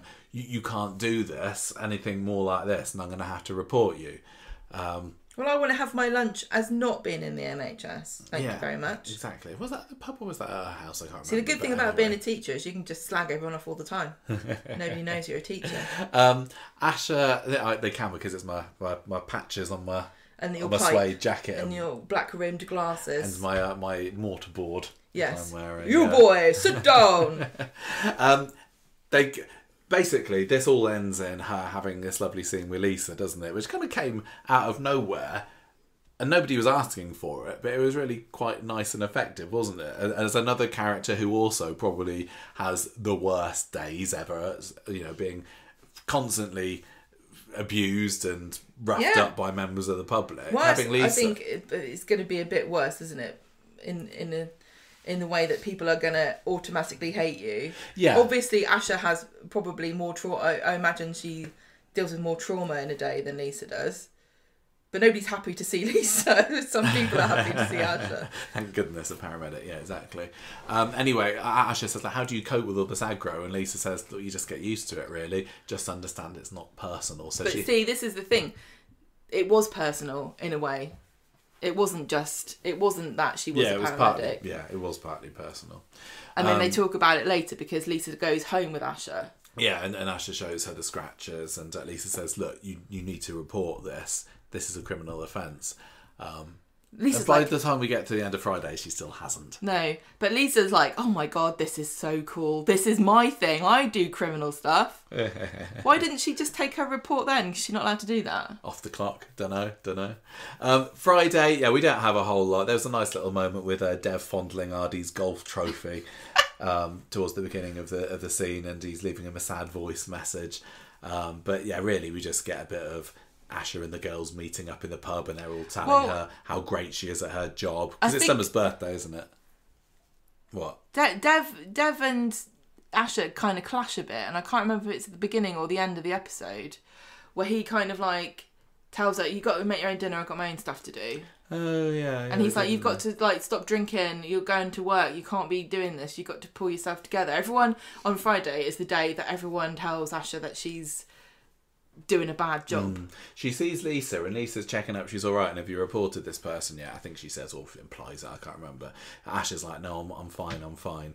But Asher's taken the day off sick, supposedly with a stomach bug, but actually it's because of a mental trauma, I imagine. But Sienna finds her in the pub later and says, look, you have really, really got to pull yourself together here. This is your last warning. Because I guess in some ways, I don't know how it works, Sienna is going to be grading Asher, or ticking her off, or signing her off at the end of the course. I don't know. Think about it from Sienna's point of view, though. She should report her, and I know this is mean, but this is the same thing that Sally and Tim went through when they were talking about Shoni and Joni and Brony and Moni. Yeah. Where you can't just hide it and hope it will turn out fine. Like if she's, the rules are there because possibly, and I don't know what's going to happen with Asher's storyline, but probably, knowing Coronation Street, she'll go out on a call out and she'll panic, and somebody will get hurt, or something bad will happen because her mental state is not as it should be. Yeah, I wonder whether... And if Sienna reported her, she would, I don't know what the ramifications would be. I would hope that they would... Some sort of support give plan. her some help.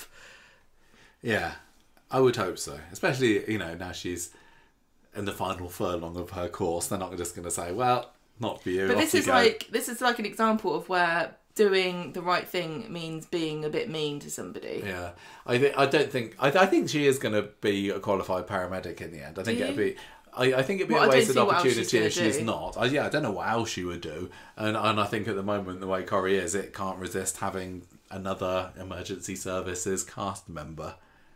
I know, but she's somebody else to turn up when they have their latest accident. I agree with you. I would really like her to be a paramedic. I just think it's sad that it takes her off the street. And I think that now that... plenty of accidents on the street. They've crashed into a skip today. What are you talking about? I know. But also, Ardy now not working in the shop, it makes me think that Corrie's just going to shove Asher in the shop. No, I don't think so. I think... I hope not. No, I think it's going to be fine. Because they got Bernie, they got Evelyn when she comes back again. Anyway, no, I think that she's definitely going to go down the paramedic route. Well, what else have we finished? That? No, but there was the final scene where Dev's checking up on her again, and she's like, I'm fine, but she's obviously not. She has a bit of an emotional moment, but that's it. So it was a good week for Asher stuff.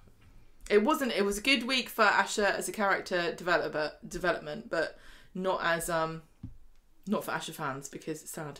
It's so sad. Right. Webster stuff, Gemma. The horrible affair with those horrible characters. It's me rubbing my hands together. It wasn't me doing anything. Imagining what was going on between the sheets. Yeah. Right. Just go for it. What's happened this week for the bonking happened? Websters? What hasn't happened? Everything's happened. So Monday, Abby's lying about not having her passport. Can I ask whether how she's going to explain the fact that passport looked completely dog-eared? It did a bit, didn't it? It didn't look like a brand new one. This needs to be looked after, this prop. This is supposed to be a new passport.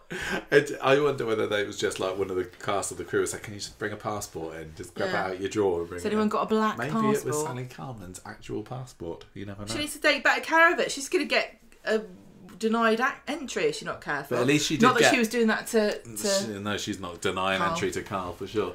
No, at least they did get her a blue one, and we didn't have the old here's my new passport, Kevin, hang on a minute, it's red, that we suggested last week. The correct colour for passports. Yes. I still have my red passport. I know, you got it in the last few weeks. I literally made it so that I could fool myself for a bit longer. I don't mind the blue one. No, it's not blue though, is dark it? Blue. It is not even dark blue. This is my bluey black. Horrible colour for a passport. Red is the proper colour for a passport. Okay, off my soapbox. Back on it. I hope she hasn't been to anywhere with this passport, because now when we go to Europe we get stamps. We never used to get stamps, so you could have pretended that this was a new passport if you only ever went on holiday in Europe. Very true, very true. She didn't think it through, this silly tart. She's got a head full of love and lust. Oh, she is definitely much more taken with Carl than he is with her, because she suggests to Carl that they move to Germany together, and he's like, He doesn't say no, but you can tell the look of fear in his eyes when she suggests it. Number one, he doesn't want to go back because he's wanted. Yeah. And number two, he doesn't want to go with her, I don't think. Yeah, It's becoming more and more apparent that Carl really does not care that much about Abby at all. I mean, by the end of this week, clearly not. And again, this was another case of like, I bloody hate this guy, and I'm glad that what we saw of Carl this week helped me to hate him and be okay with hating him. But I still, there's part in the back of my head thinks, oh, are they going to redeem him? Are they just going to put him down to being a bit of a player and a bit of a lad, and we'll be ending up having to like him? I really, really hope not. But I think surely he can't stay on the show after this week. What a mucky duck. What a horrible, mucky dog he is. And this has, left... I would say poor Abby, but I'm still not feeling much sympathy for her at the moment, as much as I'd like to. But I said last week... I do want to give her a bit of a shake. Yeah. But yeah, this has surely been like... Carl and Abby are not going to end up and have happily ever after together, so I can breathe a sigh of relief there, I guess. So he's like, well, you're going to have to learn how to speak German. And I would just make that a requirement and wouldn't move until she learned it, because she knows she's never going to learn German. And it says, what about Tracy and all the blackmail stuff? And she says, don't worry, I'll talk to her today. So she goes to meet Tracy in the cafe and says, sorry, I know it's terrible what I've done. I love Kevin, but my heart beats faster when I see Carl. Please don't make it any worse. I can't decide what her feelings for Kevin are at the moment, because she was saying to Tracy that I do love him, and maybe she was just doing it to try and get her on her side, but she has said, I'm sure, to Carl, I don't love Kevin anymore, hasn't she? Well, she said that to Carl because Carl will get jealous. Yeah, I guess so. So does she still love Kevin? I think it's possible to be in love with somebody. Her behaviour in recent weeks really kind of stretches the limits of what is acceptable when you supposedly love somebody else. I mean, look, she's not even... Yeah, like I said, she abandoned Alfie so she could have a couple of extra bunk ups with her brother-in-law. Such tart. I know. He's a dog. Yeah, they are both as bad as each other. And I'm going to say, with the big reveal on Friday's episode, Abby has got it coming to her, and I want to see her find out. Yeah, and tarts and dogs and don't. She can have a cry, because she's very good at crying. She can, yeah. And then I will say, okay, Abby, come back here. You'll be my friend again now. Don't do it again. I like you again. Okay. That's what I'm hoping is going to happen, because I don't like not liking Abby. Really don't. Back to you. Tarts and dogs. Yes. Don't go together. No. Because the dog gets sick and the tart gets hairy. So you should always look out for that combination. So go back to number one. Tracy says, look, I've got something in common, because actually I had exactly the same story. I don't know if you know this, but they keep recycling them. I went out with this guy called Tommy O, and he was so sexy and exciting and dangerous, but it didn't last. you know, maybe you go to a foreign country and live there and pretend you're going to learn the language like I did. And maybe it's Germany and maybe it's Spain. What's the difference? She says they keep on recycling these stories. You know this happened with Tommy O, now it's happening with you. And it's also a little bit, you know, last year we had a surprise about Carla's sexuality, and earlier this year we had a surprise about Theo's sexuality. But I'm sure they wouldn't do that again now. There's no more surprises. Don't worry about it. No more sexuality surprises for sure. Right, so I thought that the scenes with Tracy was quite nice. They go back to the house, don't they? And I said this. Oh, so was that the house? I can't remember whether that was the cafe or the house. But it was lovely. She's saying it's not going to last. Yeah, it was nice to see Tracy, who is like the least empathetic character on the street, showing that she does have somewhat of a human side, even though it doesn't last because she's still demanding money again by the end of the scene. But just for those little moments, I thought, oh, this is nice. I love this scene because I love the way that Tracy can sit there and listen to somebody pour their heart out and go, yeah, that's really... I actually totally get it. And I went through the same thing too. But please give me £10,000 because it doesn't make any difference to me. If Abby had said... You know what, Tracy, you're right. I am going to dump Carl to go back to Kevin. Carl's all yours. Would Tracy have still demanded the money? Yeah, I'll tell Kevin. Because then it would have made even more sense. Because the thing is about what Tracy's trying to do here is that this is on a time limit. Because Abby, at this point, fully intends to run off with Carl to Germany. I can't see why she thinks giving Tracy £10,000 is going to help that goal, because it's not. It's completely the opposite. She needs to say to Tracy, go on, tell him. Then I don't have to do it. Yeah, did you get the impression that Abby was kind of angling to emigrate to Germany before Kevin got back from Mallorca? No, but this is Coronation Street. Well, exactly. So I was wondering whether, like, you know, were they going to go down this route? Could they have had Kevin and Alfie and Jack coming back and finding, like, you know, the note on the table? Well, do you see what I mean? This blackmail storyline makes no sense, really, because Carl and Abby are acting like it's really important that Tracy doesn't tell Kevin, but actually only Carl wants that to happen. And if it does, he doesn't want Kevin to find out. Abby does, because she wants to be with Carl. Carl doesn't really want to be with Abby, so it doesn't really make much difference. He'd rather Kevin never found out at all, because they don't run off together. So Carl's the only one that really needs to give the money to Tracy. And Abby is the one acting like Kevin can never find out, while also hoping that she can run away with him and live in Germany. I don't know if she's thought about it. She clearly hasn't. No, I think she realises that... But why is she acting like they have to give her £10,000? This works for Carl, because Carl's like... Yeah, because at the end of this conversation, Tracy says, well, I don't really care. I'm not keeping your little sordid secret unless you give me £10,000. Even though I ran off with Steve's football hero, I never ran off with his brother. You just disgusting. Maybe Abby just wants the revelation to be on her own terms and not Tracy's. Well, of course, yeah. But so at the end of the episode, Abby tells Carl that she's going to tell unless we give her 10 grand. And Carl's like, brilliant, we're going to have to rob some cars. I imagine that Carl is going to use Abby to get the money and then run off with it. That's my prediction. Because he needs money. Do you genuinely think that Carl is robbing cars to get the money to pay Tracy off? Or is he getting the money to pay off Fiona and then his other debts? Yeah, that's a really good point, actually. He's not doing it for Abby, and she doesn't know that yet. But she's going to be roped into his schemes. Just like Brody. Yeah. So Wednesday, Tracy's like texting Carl going, when am I meeting you to get my money? And so he goes to Tyrone, and again, he's so manipulative. He tries to get his job back at the garage, but Tyrone says, well, Kevin says no, so it's up to him. And no matter what he says, Tyrone, very clever, goodly, stood his ground, but it doesn't only for last, about 4 scenes, yeah. Because then Ardy's car gets nicked from the garage, like we said. Lisa Swain turns up to talk to Tyrone. He says Brody was alone in the garage when it happened. And Brody's like, oh, I couldn't do it. I was all by myself. And Carl comes along and says, oh, it wouldn't have happened if I was here, would it? So it turns out that one of Brody's mates nicked the car. And this is when we have the altercation in Speed Dial, when Asher kicks off as well.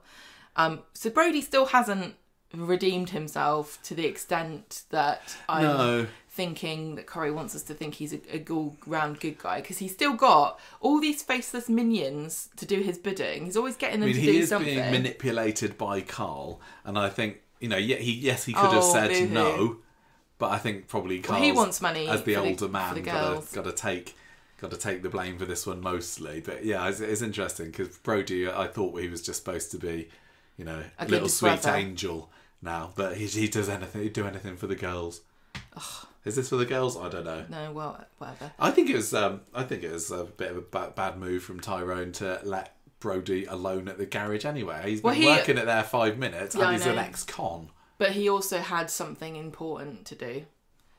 Who did? Tyrone? Yeah, probably. I can't remember. So, Tyrone offers Carl the job back as long as he doesn't tell Kev about it. And then this lackey is meeting another lackey to get money. And Carl sees them and tells them to get lost. No. It's just Lackey 1 and Lackey 2 come and see Brody, don't they? And Carl gets rid of them. Yes. And then they both go off to the bistro together, because when you owe people lots of money and you're trying to save money, the best thing to do is the early bird special at the bistro, because you do actually end up saving money if you order the chips, because you can take them home in a box. I don't think Speed Dial does chips, you know. Or is it one of Leanne's? Bistro. Oh yeah, no, sorry, it was Bistro, not But Speed Dial, I think you'll find they do chips, because Leanne introduced loaded chips or something, didn't she? Did she? I can't remember. In that menu that she get. Okay. Anyway, Brody's like, I'm done with this. Carl says, don't worry. Don't get idiots to do it next time though. I could tell you the same thing, Carl. Friday. Abby's getting ready to go. Carl's getting stressed out from text from Tracy. And he also gets jealous that this was the most sickening part. I know that I have not really said anything that bad about this storyline, because you've been saying it all, and I think it's funny to hear you go off on one. But this really turned my stomach when Carl had the audacity to be jealous of Abby sleeping with her husband while they're having an affair. Yeah, and she says, "Oh, don't worry, there won't be any funny business." No, that's not funny business. That's God's appointed business that you're supposed to do according to the Bible as husband and wife. Yeah. Oh. So she's like, no, I won't sleep with him. I know it makes you jealous. Let's have one more lunchtime bonk. Oh, God. Meet you later, love. So Tyrone brings Ollie's car to the garage. This is the guy who crashed, who is Dee Dee's client, fella. Who says that he had a dodgy MOT. And we had been assuming that this MOT was done at Webster's, but it actually is another garage that Fiona works with. It's still part of the story. Does anyone in Manchester or Salford or Weatherfield have a genuine MOT at this point on their car? So he wants. They need the police have said that we need another garage to look at the car, because Ollie's claiming that the brakes were shoddy. We can't take it to the same garage because they're the ones that did the MOT. They're clearly not going to say that they did a botched job of it. So can you, as independent third party, inspect the brakes to this? And Carl's like, I'll do it, because he's obviously wants to say, yeah, they're fine. Yeah, but he doesn't get the chance. He tells Brody that this is another garage of Fiona's. Yes. So when Dee Dee comes round and it hasn't been done yet, Carl's out because he's bonking, and Tyrone says, well, fine, I'll do it. And I don't think we do find out. So Abby and Tracy then have another showdown in the street, and Tracy's like, sorry, it's expensive to get divorced, you're going to find this out soon enough, give me my money. And Abby calls her a spiteful bitch who's going to end up sad and lonely. And then she says, nobody wants you, and Tracy says, Carl does. Yeah. And then she tells Abby that she and Tracy and Carl had a kiss. You're getting your names wrong like me this week. There's too many people shagging around. Yeah, she said, because Carl had said to Abby, Tracy tried to come on to me, but I pushed her away straight away. But we knew that there was a definite reciprocated snog there, wasn't there, before he started claiming that he had tummy troubles. And yeah, so Abby's like, no, I don't believe that. But she was telling the truth. Yes. And also, Tracy looks really sad in this scene. Yeah. So Carl goes back to the garage and finds out that this MOT's already been done, or this check has already been done. And Tyra's like, yeah, it was definitely the brakes were shot. It's a dodgy MOT. The police are going to be all over it. Yeah, so Carl's now concerned because it's just another fire to put out and another opportunity for them to come sniffing around all the dodgy MOTs he's been doing. This is all a bit weird, isn't it? Because you would know if your brakes were dodgy, and the MOT, you're not supposed to just wait until your MOT for all your problems to be solved with your car. I don't know. Well, okay, it doesn't matter. The police is going to be all over it, he says. So then Abby and Carl are at home, and Abby's about to leave and saying, oh, Tracy said that you snogged her. And he's like, no, I would never. I'm not interested in anyone else. I love you. And she's, oh, I love you too, and all this stuff. Yes. Okay, gross. So I think that she definitely has fallen for him. I think that she's completely head over heels. She does love him. It makes me sick to think about Abby loving Carl. But yeah, he's just saying it, isn't he? He's saying what's going to keep her sweet. Okay, so this is something good news for you though, because the fact that Carl isn't actually in love with her and he's just playing her and he's cheating on her as well, it then changes the dynamic of this. And you know... Oh, yeah, totally. ...that Abby is going to get her revenge on this guy. I am very relieved by this week's twist. And so... Because she's going to have his knackers off. Yeah, and she's going to redeem herself, hopefully, and realise that she's been an idiot. But, I mean, is it forgivable? It's down to Kevin to decide, isn't it? Yeah, the damage has been done, but at least she's going to find out, and I will certainly be on Team Abby when she comes a knocking for Carl with her rusty shears. Yeah, go on, chop him into bits. So Carl goes off to the pub, doesn't he? And this is when James is subtly inserted into the scenes. Come to a hot and sweaty personal training session. This is the bit where I was like, that theory is going to come true. James is a randy little bugger. This personal training. This James, I don't know what's happened to him in London, but I am seeing literally no evidence of old James Bailey in this one. He really, really comes across as a totally different character. It's because I said he gave me children's TV presenter energy, and he didn't like that, so now he's been shagging his way around Weatherfield. Well, I don't know what Philip Schofield got up to with Gordon the Gopher in the broom cupboard. I never said he had children's television presenter energy, even though he was one. Okay, the aura was off. Anyway, so this is not the first person that James has propositioned with his personal training, because he went on with, just using with Todd. Have you seen him offer it to a woman yet? That's a good point. Maybe he has. Maybe he has. Just ignore that. But it'd be funny if he didn't. Do you think? Now let's take the stance of. Is he just a gigolo? Is this all just a front? Aggie would be upset by James's behaviour. Disgusting. I think. Now let's put ourselves in the shoes of somebody who wasn't spoiled by the James and Carl twist today. Right. Would the twist have been better or worse had James not appeared in the episode until the bedroom scene? I don't know. I can't. Because he was giving Carl a bit of a look, wasn't he? He was, yeah. And he went over to Carl and was like, "Oh, you haven't done your training session." And at that point, I was convinced that they were going to be at it. But I was thinking, "Oh, are they already having an affair?" Because Carl says to James, "Oh, what's your name? James, isn't it?" And I thought that was all kind of playing along with fake. that. I don't know you. What's your name again? But no, it turns out that it's not that. But yeah, when Carl leaves the pub, James gives him a bit of a look. And I think it would have come as because they wanted this to be, I thought they wanted this to be a wham, you didn't see that coming, did you? And I think that would have been even more effective had James not appeared in the episode at all, because there might have been a small number of viewers who looked at that, just those scenes, and was like, oh, I reckon something might happen there with James and Carl. And then when it was, they were like, oh yeah, I thought that would be happening. Yeah. Or maybe they were like, yes, I was right. But yeah, I think it would have been more effective had James not appeared earlier in the episode. That's all I'm saying. Now, when James kissed Todd, he didn't know that Todd was in a relationship with Theo. Oh, I can't remember. And when he found out, he was like, oh no, sorry. So I think that he's going to be really upset when he finds out that Carl's been having it off with Abby. Yeah, because I forgot. That when I was watching today, I was like, James, he's going out with Abby. I was like, oh, of course, he doesn't know that. No, exactly. So yeah, James is just, taken him to bed thinking he's a young, free and single man, and that's what Carl's saying that he is. So I would hope that James wouldn't, but then equally, James is like, you're having an affair? You've obviously got no morals, have you? Well, I'm going to... Like, who's he disappointing here? Is Carl... If Carl knew that if James knew that Carl was secretly having it off with Abby, would he then think that Carl was off limits, or would he be not care? I'm making this more complicated. Would he have?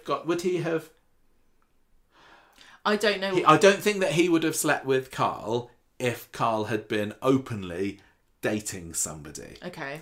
But would he have done it if he knew that Carl was secretly dating somebody? Well, he's not a Christian. No, he's not. So he has actually. no morals then. Yeah. What would Dee Dee say about this? No, I think he's a fundamentally good guy, and I think he's going to be upset when he finds out that Carl is having an affair. Yeah, because technically he's not just he's not done anything. Who hasn't? James. No, he hasn't. He's not done anything shady. Not technically, literally.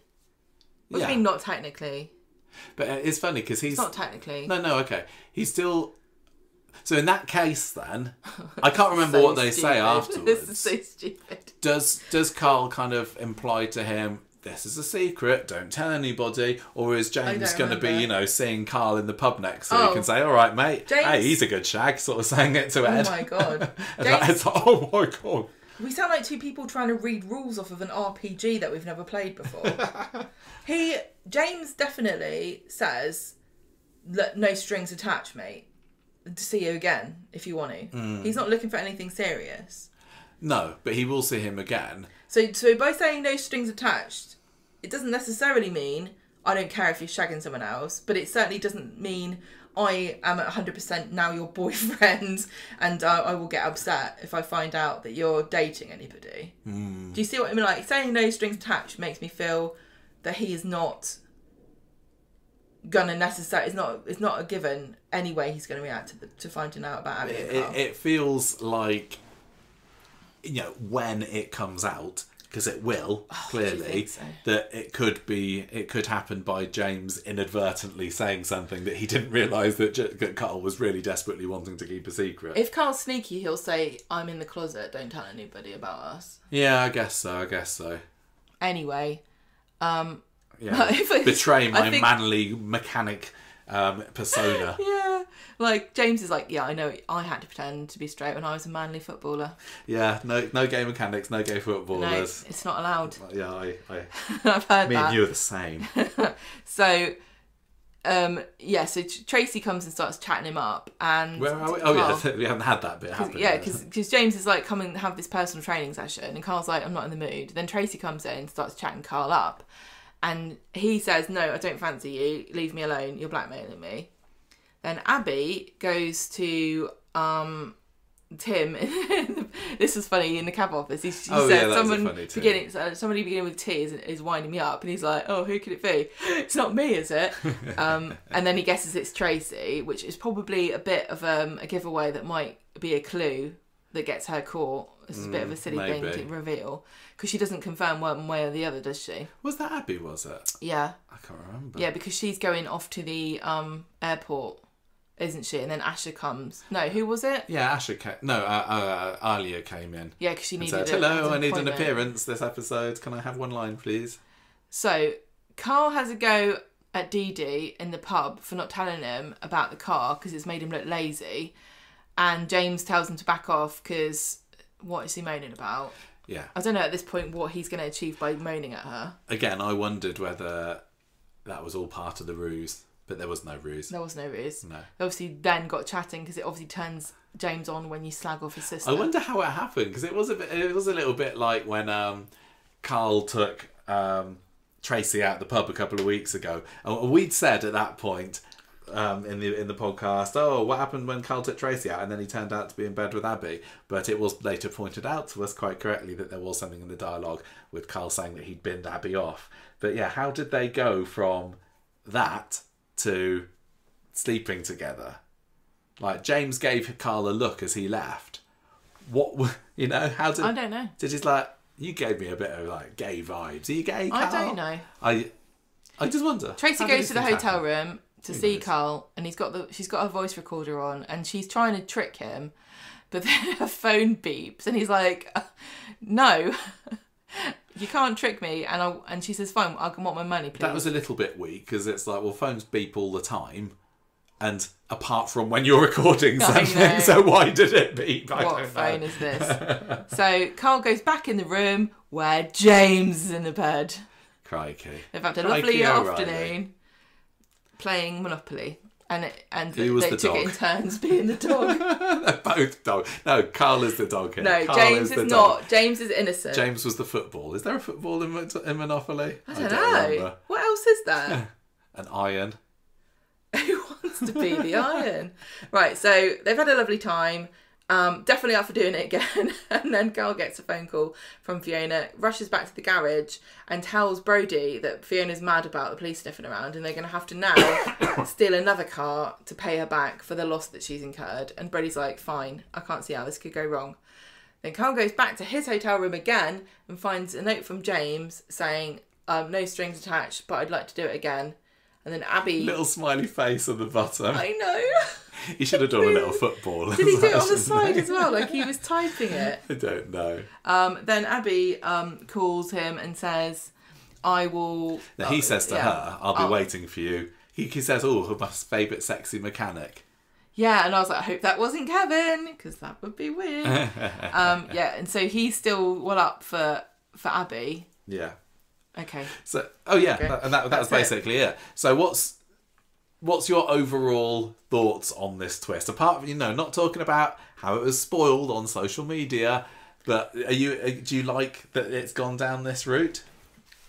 I think it's great that it turns out Carl is just a big dog. And he's cheating on Abby and being, what's the word?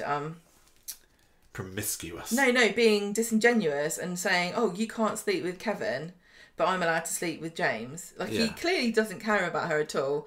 And I think that that's a positive thing for the character of Abby, isn't it? Because she's going to get out of this somehow. Yeah. Redeem herself slightly. Carl just can't. He can't redeem himself. Although he is, he's technically single, isn't he? He's not in what is he gonna say? Couple relationship with Abby. When Abby finds out how is he gonna say this makes sense? Is the interesting bit to me. How's he gonna justify it? I don't know, and I wonder how much of a thing that they'll make about the fact that I didn't know you were gay, you were bi, because they didn't go down that route with Carla particularly, did they? Everyone was just very accepting straight away that she's seeing a woman now. Are people... I can't... what would Kevin say when he finds out about his brother? I don't think that he's a bit too cavemanish. A conversation that Coronation Street wants to have about these characters. I mean, the difference here, I guess, than compared to the Carla thing is we've only known Carl for, 4 or 5 months now. We'd not been told specifically his sexuality, so it's not a retcon or any kind of massive betrayal of his character, is it? This has presumably been there all along, and so you can't complain. Apart from the fact that, like I was saying earlier, this is the third story we've had in less than 12 months where there's been a shocking revelation about a character's sexuality. Is it supposed to be shocking? I think so. What do you mean is it supposed to be shocking? Well, I mean, Carla wasn't shocking, was it? It wasn't supposed to be a shock. It was just supposed to be a story about a woman who realised that her sexuality wasn't the way she thought it was. Yeah, I don't think that was supposed to be a big shock. I think when we learned out about Theo being married, I think that was supposed to be quite a shock. And this clearly was. But, yeah, with Theo and Carl, we hadn't been led to believe specifically one way or the other. Yeah. And look, the thing about this is that there's going to be people listening who are going to have the reaction of Coronation Street keeps making out that sexuality is fluid, more fluid than I think it is. And I don't think this is realistic. And there's going to be people listening who are going to even find it offensive that we even are saying that there are people that find it unusual. Yeah. It doesn't bother me one way or the other. I do think it's interesting that so many, I don't know, what would you say, like sexually fluid, I don't know what the terminology is. There are so many characters that are all in the show at the same time. I don't think that it's, I think it opens up much more story possibilities, which is fun, because instead of having, I think maybe it's because those stories are who's shagging who, and that's not necessarily what people watch Coronation Street but it does solve one of the problems of, we've got there's only a small dating pool for this character or that character. If this character's like, well, whatever, they can't just make everybody a free spirit, which is what the press release I think is calling Carl. I can't remember what the quote says. He's hedonistic and free spirit. But I don't want them to say, well, it's not his fault, he's just a free spirit. No, he's a man slag, he's an utter dog. We're not, that's a completely separate... excusing his behaviour. But that's a completely separate thing to what his sexuality was, which was everybody thought he was straight until today, when it was revealed that he is bisexual, which is maybe a label he wouldn't use for himself. Maybe free spirit is a new sexuality I haven't heard of, but... you can't pretend and not talk about the fact that there are lots of characters now in the street who have had relationships with men and women, and it's not something that's been in Coronation Street that much. Although interestingly, there was that line, was it on Monday's episode, where Brody's talking to Asher, and then Dylan says, "Oh, good luck with her, mate, she's gay." Whereas Asher was one of, out of all these characters we're talking about, she was one of the earliest to be, I like boys and I like girls, because she was dating Corey for a good while, wasn't she? Yeah. But is she just gay now? I don't know. I don't know. I've forgotten who is who's dated who. Asher and Nina. Was it Asher and Nina? Yeah, they were together. Was Nina? Then Nina was with Seb, so she's also fluid. I don't know. The terminology is going to be different for every person. And I think that once Carl gets rumbled to Abby, he just needs to say, "Abby, love is love. What can I say?" that excuses him. I don't know. I mean, I think Corey gets a pass here because they definitely could have been attacked for using somebody's bisexuality as a sort of twist. He was. What do you mean? Listen to what I'm saying. Okay. They can be excused because they already had a storyline where somebody who thought that they were straight turned out to be able to have a relationship with a man and a woman. Yeah, okay. Right? So they can say, look, it wasn't a cheap stunt. It's not like we're saying, oh, isn't it weird to be bisexual? Because we've got all these other characters who... I'm using the word bisexual, understanding that not everyone uses it, but that is... a definition that could apply to Carl here. I think Carl would just do anything with a pulse at the moment.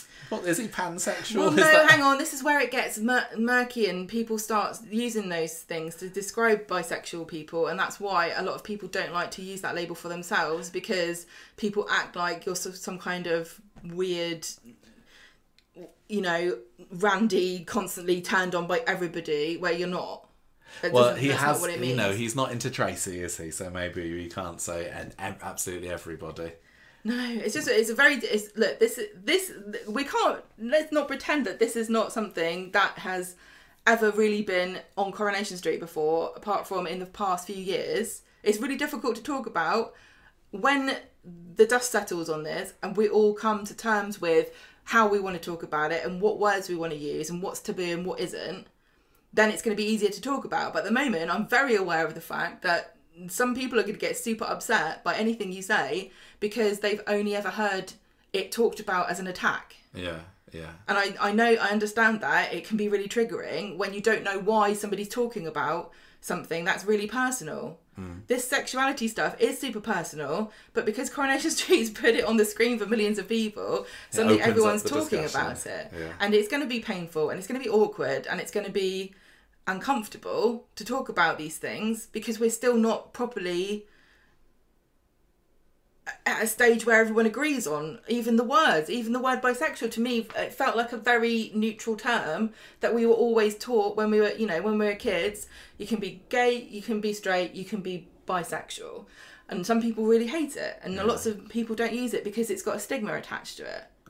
So until this all gets hammered out, you know what? Another thing, in about 3 years' time, when I listen back to this is going to be really cringe and embarrassing, because I'm putting myself on the line here, talking about things that probably are going to be not the right way to talk about it in 3 years' time. Yeah, I know. But we can only talk about it from where we are now. And when you listen back to old episodes of Conversation Street, we definitely say things then that we would never say now, because our understanding changes. But you can't get mad at people for trying to work through something and trying to come to an understanding and a consensus. Yeah. I'm very curious to see where this goes now. This story, which I had really just not liked any aspect of, and I still wish that they hadn't done it, but for the first time, I think now, since this whole sordid affair kicked off, I am very curious to see what happens next. Are you bi-curious? So in that sense, I guess Corrie's done a good job. I think that Carl probably thinks of himself as some kind of sexy scamp, like Captain Jack from Doctor Who. He is like who was after everybody. I hope he's not quite the same as him, because I want somebody to bump him off and him not come back to life again. I wonder what his future is on the show. I think he's going to go off in disgrace and come back at another... He's got to. He has got to go back in disgrace. He's too important as Carl Webster. No, I don't think so. Really? I think that, no.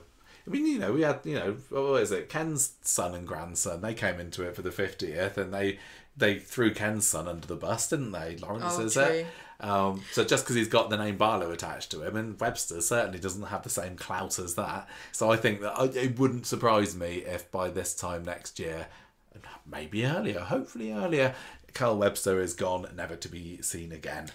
I can also just imagine this all coming out in the pub with Sally and Tim listening to this meltdown as the Websters find out that Carl's been shagging James and Abby, and Kevin going, "Oh my God, I didn't know you were gay," to Carl, which he clearly isn't, but I don't think Kevin would have the vocabulary. And then Sally going, "My neighbours are lesbians." Could she just be jealous of Kevin having a bisexual brother? I think Sally would be like, "Can I claim him as another acquaintance on the LBGQ? My very good friends, my ex-husband's brother is gay. My ex brother-in-law. Yeah.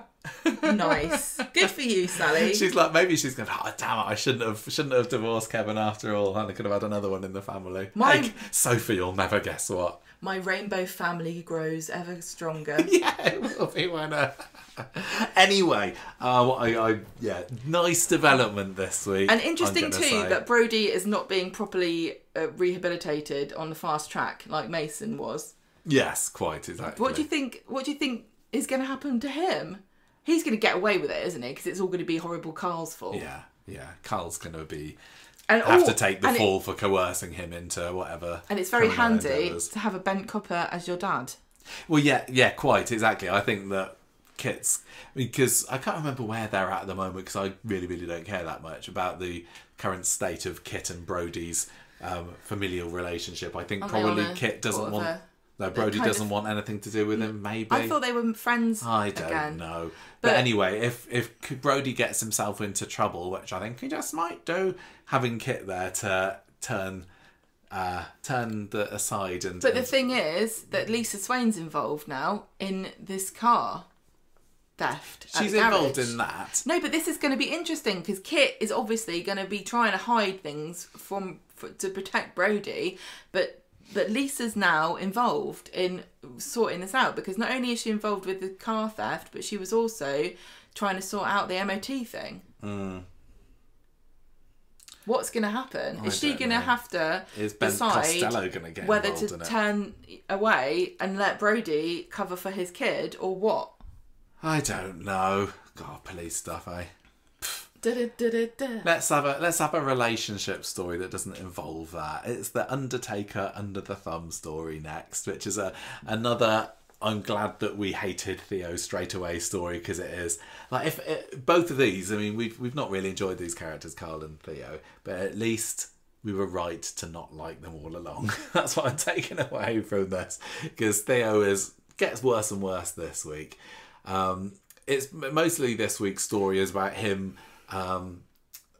Distancing Todd from his friends and family, starting with Billy. Oh yeah, I got that thing, didn't I? What did I do with it? that I had that relationship thing, didn't I? I don't know what you're talking about. You find that. I'm just going to do a quick synopsis of what's happened here. So Gemma invites Theo to her birthday party on Monday, and she said that Todd's already agreed to come. So she says, "Oh, isn't it great that Billy and Todd are so close?" And Theo asked her, "Oh yeah, it's great," through gritted teeth. But back home, Theo says, "Right, Todd, we're going to have this amazing tea tonight." What is it? They cook aubergine curry or something like that. Because he tells Todd he's getting a bit of a tum-tum. Yeah. Yeah. Horrible. As am I. I'm definitely pudgier now than I used to be. I need to do something about that. But, oh gosh, I can't imagine. Yeah. So that hit hard. So that did. Made me really reconsider my own dining choices. Well, you still won't eat aubergine. What did I make? Gemma yesterday made me eat a fruit skewer. I made you eat it. Made you. You're just like Theo. You said, "Michael, you're getting fat. Eat this fruit skewer." I did say that. Yeah, I did. I'm not the world's biggest fruit fan. That's not true, just for the record. All I say is, if you got your strawberries, you got your apples, you got your bananas, and you got your grapes, what more do you need? That's your classic combo, that's your fruits. You don't need any more fruits. But Gemma's like, "No, you're having this." So I said it would be really. We need to be healthier, and this is delicious. It had. Was it have on kiwi, pineapple, mango and watermelon, none of which I would I really gladly forgot that you wouldn't myself. eat any of those. I really forgot that. Yeah, but I did. I ate 2 skewers of it. And Gemma videoed me taking trepidatious nibbles of the kiwi. You did sound... I'm not going to say. I think the kiwi was probably my favourite part of it, to be honest. Really? I thought you were dying. No. I think if I could rank them... Sorry, we'll get back to curry in a minute. I know I sound like an utter baby with this. I'm not making I wasn't made to eat a variety of fruits when I was little, and therefore vegetables, and therefore I don't have a wide range. But I think to rank them, I think I probably enjoyed the kiwi the most. Good. Then I'm gonna say probably the watermelon, because that was fairly bland. I love watermelon, and I could eat it without having to taste too much. Why don't you like the taste of fruit?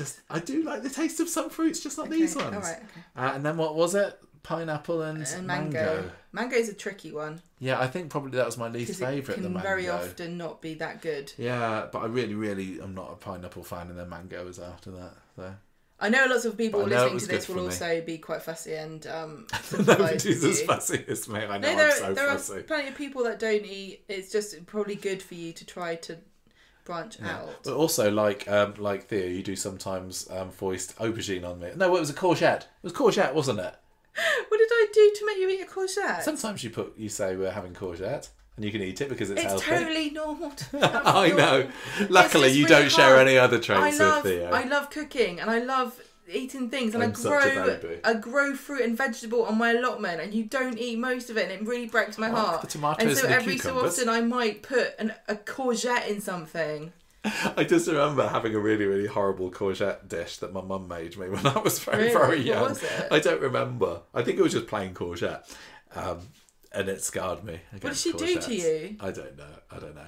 Anyway, look. I'm sorry. It makes me feel bad. Theo is telling Todd, "What's that? Oh, I didn't know you were going out with Billy, but I've made you this lovely veggie thing, and you've got a fat tummy, so come on." You shouldn't eat naughty food when you're fat. No, and then he burns his aubergine. It was aubergine, yeah. And Todd takes the bait and says, "Look, fine, I'll bin off seeing Billy and Gemma. I'll stay with you." And they say we'll have a takeaway, don't they? So we'll have this probably something very fattening. Wednesday. Eggplant. No, don't say that. Wednesday. George is trying to convince Todd and Theo not to move out because they're getting excited. That's why I was reading my notes. I think I don't remember this whatsoever. Yeah, they want to move into the flat that's come open, and George is like, "Oh, I'm so lonely and on my own." And that's what he sounded like. And Todd says, "Look, you come and go as you please, as you want in the new flat," which is weird. I think Theo's there looking like, hang on a minute, I don't like the look of that because I would like to quite coercively control him from my new abode. Yeah. But I would say that having George just letting himself in willy-nilly is a bit odd. I wouldn't like that. Don't think I want that. I don't even like that. The people I like. No, I know he's family, I suppose, but Right, odd, I say. Anyway, we get they're outside later, outside the cabin, and all the characters who are involved in this storyline conveniently commune together, including Noah, who's looking a bit like Frankenstein's monster with the massive scars on his face, and he immediately accuses Theo once again of attacking him, and Billy's like, just keep on walking, it wasn't him, nothing to do with you. Do we know? I don't think we know for absolute 100% sure that it was Gary, do we? Not 100%. Not 100%. But we're seeing all the clues. Anyway, Billy and Todd and Theo and the Windasses, or Windass Connors, all try and decide, what can we do about Noah? He's still accusing Theo of this thing that he really didn't do. And he's doing this conversion classes. The bishop can't be involved because Noah's left the church. Who on earth could have done this? To be honest, anybody would have had a shot at Noah at this point. And Maria gives Gary a very suspicious look as well, but he doesn't look back at her because he's feeling very guilty. Nothing, I don't think a whole lot comes left with that later, because then it moves on to the confrontation between Noah and Miles and Billy outside the community centre. This was great. This reminded me of a battle in Harry Potter where they're shouting spells at each other, but it was Leviticus. Bible quotes. Yeah, it was. Yeah, Miles is kind of smugly quoting Leviticus at Billy about the don't lie with a man as with a woman, I think it was. And Billy says, oh yeah, well, how about this? Well, he basically says, read the whole of the rest of the Bible. It's all about love and acceptance and not wearing mixed fibres. Yeah, and Noah calls Billy and Todd two filthy animals. He says, oh, here's another quote from you. Animals went in 2 by 2, am I right? And Billy's like, Miles, just listen to me, have a pray with me, you will see the truth. And Miles just like rugby tackles Billy down to the ground.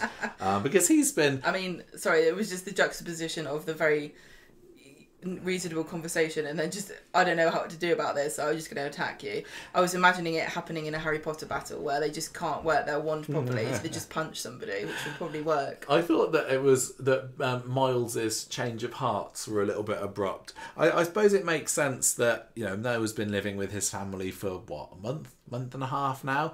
That's enough for him to have dripped his poison and into Miles' ear and have him singing off the same hymn sheet, as it were. Well, he's already... Don't forget that I assume that Danielle and Theo have raised their children to think that being gay is sinful. Yeah, I mean, I don't know whether it's the sort of thing you talk about all the time, but you're right. But Miles was probably already he's not being brainwashed. Road. He's already been brainwashed. Yeah, he was already on that road, and Noah moving in has just cemented it in his mind. But it was in today's when he, does 180 just after, because Billy says to him today, oh, look. Get to it when you get to it. Yeah, and then he does, I don't know, anyway. So they have a little bit of a scrap, and Noah shepherds Miles back inside, and Todd said to Billy, look, just let it drop, but Billy's really quite wound up by this. So Todd gets home with Theo in the kitchen. Isn't it interesting, I know, sorry to interrupt you, but isn't it interesting that Asher on Monday was called filthy and attacked? Yeah. And it's really sad and traumatic, and she's now spiralling, and we're watching her mental health collapse on itself. And then Billy was called filthy and attacked on Wednesday, and he's just like, get over it. This is what I mean about the emotional interiors of men on the show. We see that it's definitely affected Billy, but he doesn't go off and have a panic attack or about it. I mean, he's clearly older, and he's had this thrown at him his whole life. Yeah, probably. Exactly. But it is. You can definitely compare the two, can't you? It even used the same word. Yeah, you're right. Todd, while Theo's in the kitchen, Todd gets a call from Billy, but Todd doesn't answer it because he already kind of knows that Theo's not particularly up for him and his ex being mates. Theo says, well, he says what happened, and Theo asks if Billy's okay, but Todd says he's worried that Billy might have Miles arrested for assault. And Theo's like, well, we can't have that happen because that's going to screw things right up with the whole mediation, child, am I allowed to see my son, whatever. So he's like, well, we need to do something Surely about that. It would be good for him if Miles gets arrested because it shows that Danielle and Noah are a bad influence. Maybe, but then you go down the route of, the conversion therapy isn't legal, is it? I don't know. I don't know illegal, what he's... I mean. Yeah. Anyway, so Todd and Theo go to the bistro later. Billy comes in and Todd goes to the bar while Billy sits down. And Theo says, sorry about what happened earlier, Billy, because he's trying to ingratiate himself towards the vicar so that he doesn't drop Miles in it. He says, hey, Miles has been through a lot. He's a good kid. Just need a bit of tolerance and understanding, really. Like Jesus would do. Exactly. So that's kind of left there. And then we also get the extra scene where Maria is... So she just accuses Gary, doesn't she? Or she asks him straight, did you beat up Noah? And he says no, and she pushes, and he's like, look, we both know what he is, so let's just drop it. And that definitely seemed to be a way of saying... Doesn't matter. We don't want to open up this can of worms, do we, Maria? You're better off just not knowing. Which is a little bit controlling from Gary, really. Oh no, and, where's it going to end? Yeah, I don't know. I was ashamed we didn't get to see a bit more of their side of things on Friday, but it's no time because this is round 2 between Billy and Miles in the first scene of the episode where he sees Miles in the street and says, look, let's just talk about what happened yesterday. And Miles is like, no, I don't want to talk to you. You deserve what happened to you. And Billy says, I am a bit worried, mister, that you're being brainwashed here. Miles is like, no, what you're doing is wrong. That's it. So I want Billy to ask him to direct where's he learned this from, because it's not necessarily Noah. What do you mean? Theo and Danielle. I think it's a mixture, isn't it? It's a mixture. I think Theo is reaping a bit of what he's sown here. Theo finds out that the mediation session's happening next episode, so he needs to kind of up the pace for making sure things are smoothed out between Billy and Miles. And he says... Decides to ruin Summer's birthday. Yes, he does. He's going to go along to the birthday thing later. Theo tells Todd later he's still worried that the kids are going to hate him. However the mediation goes, and Todd says, look, you're part of my family now, so it doesn't matter. He basically says, oh, we don't need kids now. You got me. Yeah. And Summer, she can be your kid. She's anyone's kid. Oh yeah, we've got a new one. But this is when Miles comes to the door and Noel's all upset and he says, I'm really, really sorry what's happened. And this is what I was talking about earlier. The fact that Miles' complete 180 seems to have come out of nowhere. Like, he was so angrily disgusted by his dad's behaviour, his sex life, his choice of partner or whatever. And for Billy to go up to him today and say, I'm worried that you're brainwashed, and then a couple of scenes later, Miles like, oh my gosh, you're right. I don't know, it just seemed like it happened a bit fast to me. Ingratiating himself with Theo to try to get him to... I don't know, it's... Sorry, bless you. Stop Billy from going to the police, and also... seemed pretty genuine to me. Support him. Don't know. They'll go to I don't trust him. They'll go to the party anyway. But then it's just when you think everything's all sorted, Lisa comes in, takes Miles down the station because he has been accused of roughing up Billy in the street, and Billy's looking fairly ashamed of himself. Shouldn't do. Shock that kid. No. Yes. No. What? Homophobic violence? He's only a kid. He is only a kid. Yeah, what? So what? Just let him do it? Because he's just a kid. He's not just a kid. He's old enough to know it's wrong. I think that Billy probably should have thought this is going to cause more aggro than it's worth. Not my kid. I don't care. It's not nothing to do with me. Let's try and sort it out without the police getting involved. Well, he tells somebody later that he just wanted he tells Lisa to have a word, but it's like, that's not how police work. Yeah, he says that to Theo later, doesn't he? Well, I don't care. I don't like But yeah, family. they only have a little chat, and Lisa gives Miles a bit of a rap on the wrists, and that's all. He's got a warning. Well, she says it was a homophobic act of violence. And Theo's like, oh no. I suppose. Well, this is one of the... He gets away with that anyway. Well. Yeah, so Theo goes back to the bistro and... during the party. Yeah, and then this causes another argument between him and Billy, calling him a self-righteous prat. And Todd... funny. Todd tries to get in between them, and Todd... Yeah, because what Theo says to him, whose side are you on? And Todd says, well, nobody's side. And that was a bit of a thoughtless thing for Todd to say. Why? I would probably, even if I was feeling fairly, you're both as bad as each other, I probably would have backed up my partner here and said, I'm on your side, obviously, Theo, but he didn't. Well, I would have, to placate him. Yeah, if he only would to say, placate him. I'm You'd on say, your yours. side to stop you from making a mistake. Yeah. So, but I mean, he gets both barrels from Theo later. You shouldn't lie to your partner. Well, say you're a homophobic idiot. Get out of Summer's party. Theo has a massive go at Todd later when Todd says to him, look, just try not to be so narky about this. And he's like, no wonder I'm narky with all this custody stuff hanging over my head. I don't want you seeing Billy anymore. It's me or Billy. You decide. So lo and behold, when they go to the pub later and Billy's there, Todd gets to put this to the test. And, you know, he does his master's bidding by saying to Billy that you do owe him an apology. Can you give him to one, please? And when Billy says no, Todd's like, well, don't want anything to do with you then. Stay out of my life. Stay out of my way. Yes.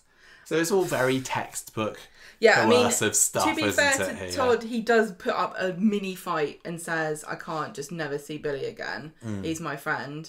We've been through a lot together. Yeah, he doesn't completely roll over. No, which is good, but he does, in the end, accept. I wish that he'd see.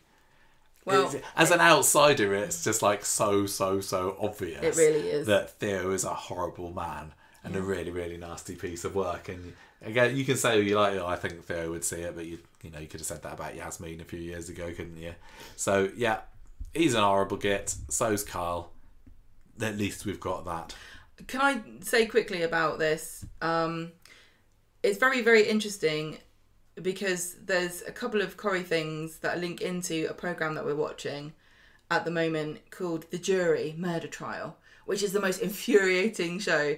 It is a Channel 4, this is the second series of it. What's this got to do with Todd and Theo? Let me explain. Oh, okay. If you can watch it, it's really worth it. It's very annoying to watch, but it basically, the premise is they take real life people and they show them a case that's been acted by. It's based on a real event, a real court case, and it's acted in front of them live as though everything is real.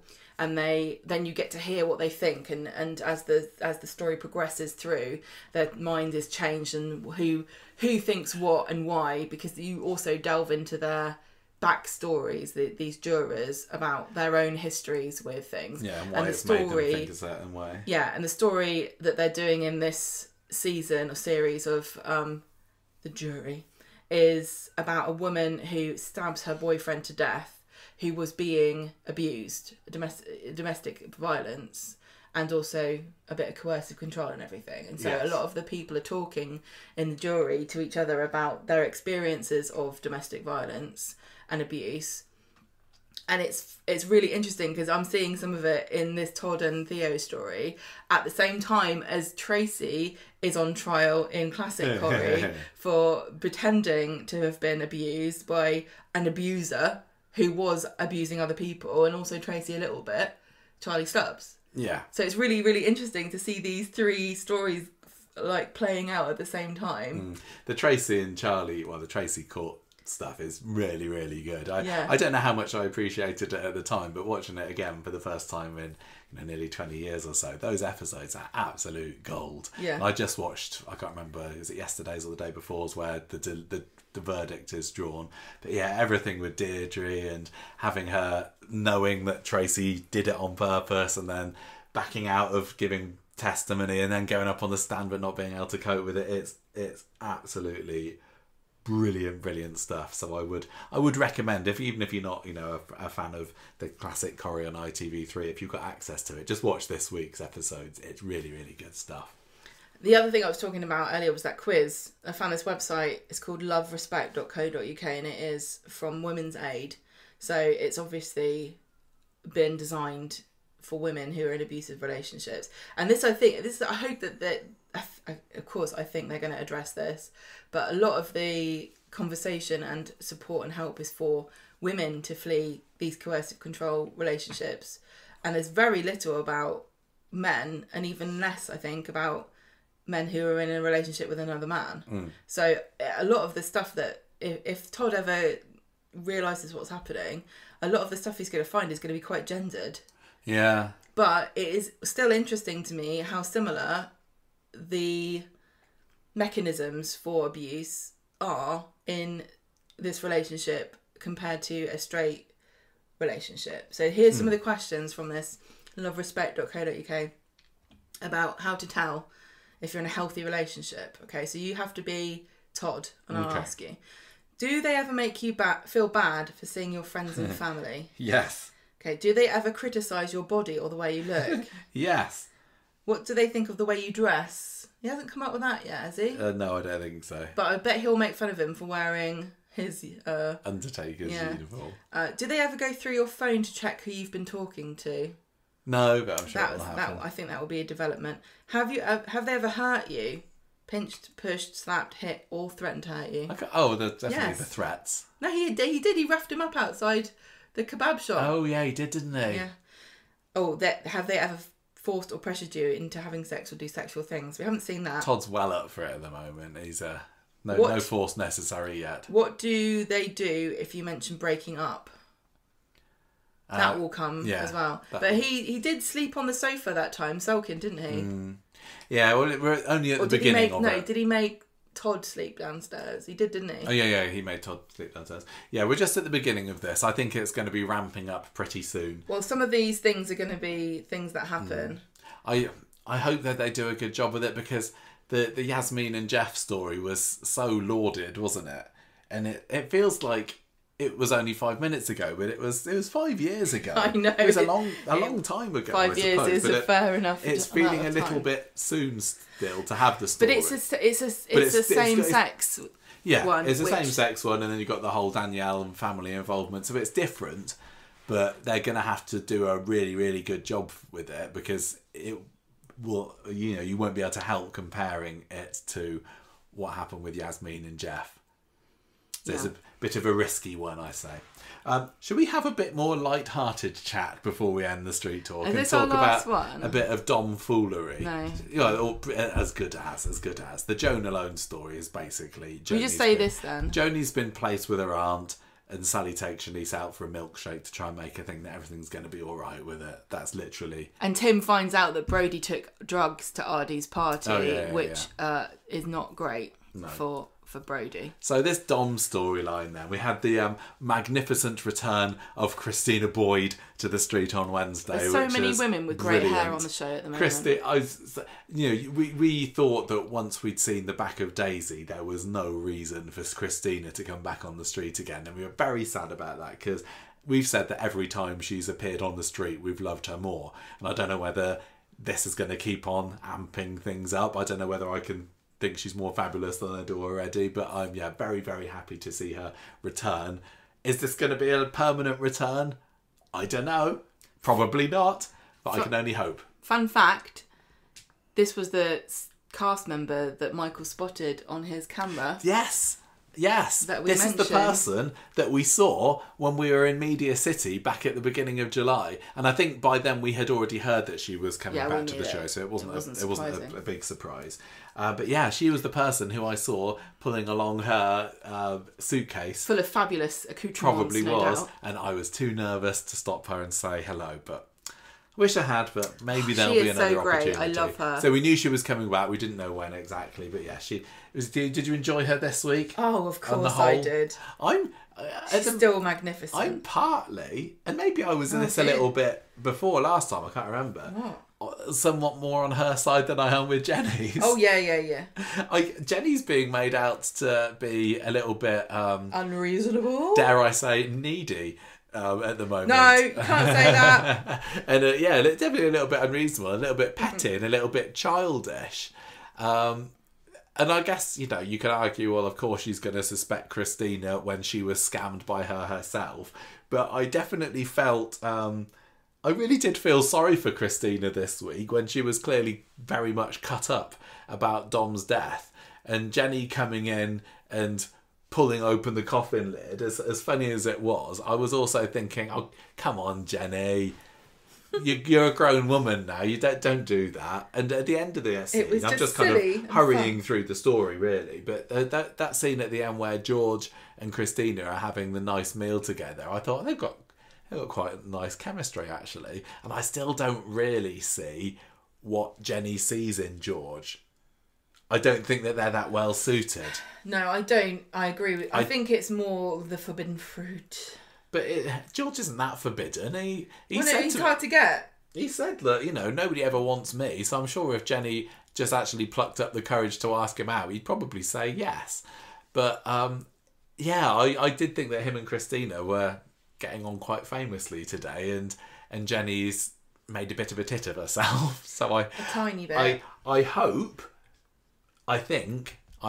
that it turns out that Christina still is pulling some kind of scam here, because I don't want Jenny to end up being the underdog in this. I want her to triumph over Christina because I love Jenny.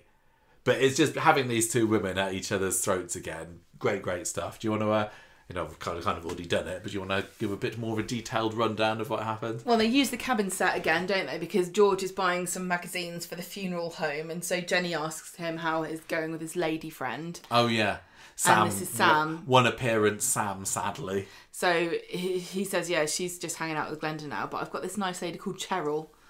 But she's... Does anybody else remember Cheryl from... what was her? Cheryl Gray was her name, that Lloyd was going out, and we always thought it was... I can't think of her. What? Because it's Cheryl. The name's Cheryl, isn't it? But obviously some people pronounce it Cheryl. Like Evelyn and Evelyn. Exactly. But I immediately was thrown back 15 years or so to Cheryl when George said that name. I would never say the name as Cheryl unless you told me that that's how you wanted it to say. If I see it written down, I think it's Cheryl. Yes, quite. Okay, well, it doesn't matter. No, I just wonder whether anyone else put them in mind of Cheryl Gray. Cheryl Gray. Maybe that's just the accent, and that's what you say. Well, that's what you're called. Yeah, it could I don't know. It could just be a kind of Scouse-ish way of saying Cheryl. Like, I can't really say Ardy's name properly with my accent. I have to say Addy, which is not... No, I think it is, because Adam Hussein says Addy. Yeah, but we say Ardy. Yeah, but it used to be Ardy. I'm telling you, I know this for a fact. He used to be called Ardy, and I think Dev calls him Ardy. I think, yeah, some people still do call him Ardy. And there was definitely a moment where it was a pretty even mix of who said Addy and who said Ardy, and then now they mostly say Addy. Yeah. And now they'll never have to say his name again. No, they probably won't. Sad times. Right, so Cheryl, she is not really that interested because she's doing a charity fund run, which he's paid money to. Oh yeah. And Jenny's like, "Hang on, you're being scammed here. I've got to warn you not to give money to people you've never met." Which I say, don't listen to that if you're on the Patreon. Yeah, if you're a Patreon, 100%, it's fine to give money to people you've never met. Yes, brilliant. Go for it. In fact, it's Don't recommended. Don't be so suspicious like Jenny Bradley. No. I just love how Christina calls her Jenny Bradley. And you would, wouldn't you? Yeah. This is the woman that wrecked your marriage to Greg. Jenny Flamin' Bradley. You're going to have... It is. It's a Jenny Flamin' Crozier thing all over again. You're going to have that name imprinted. Yeah. You wake up in the middle of the night going, Jenny Bradley! Jenny Bradley! So I love that she calls her that. I really, really do.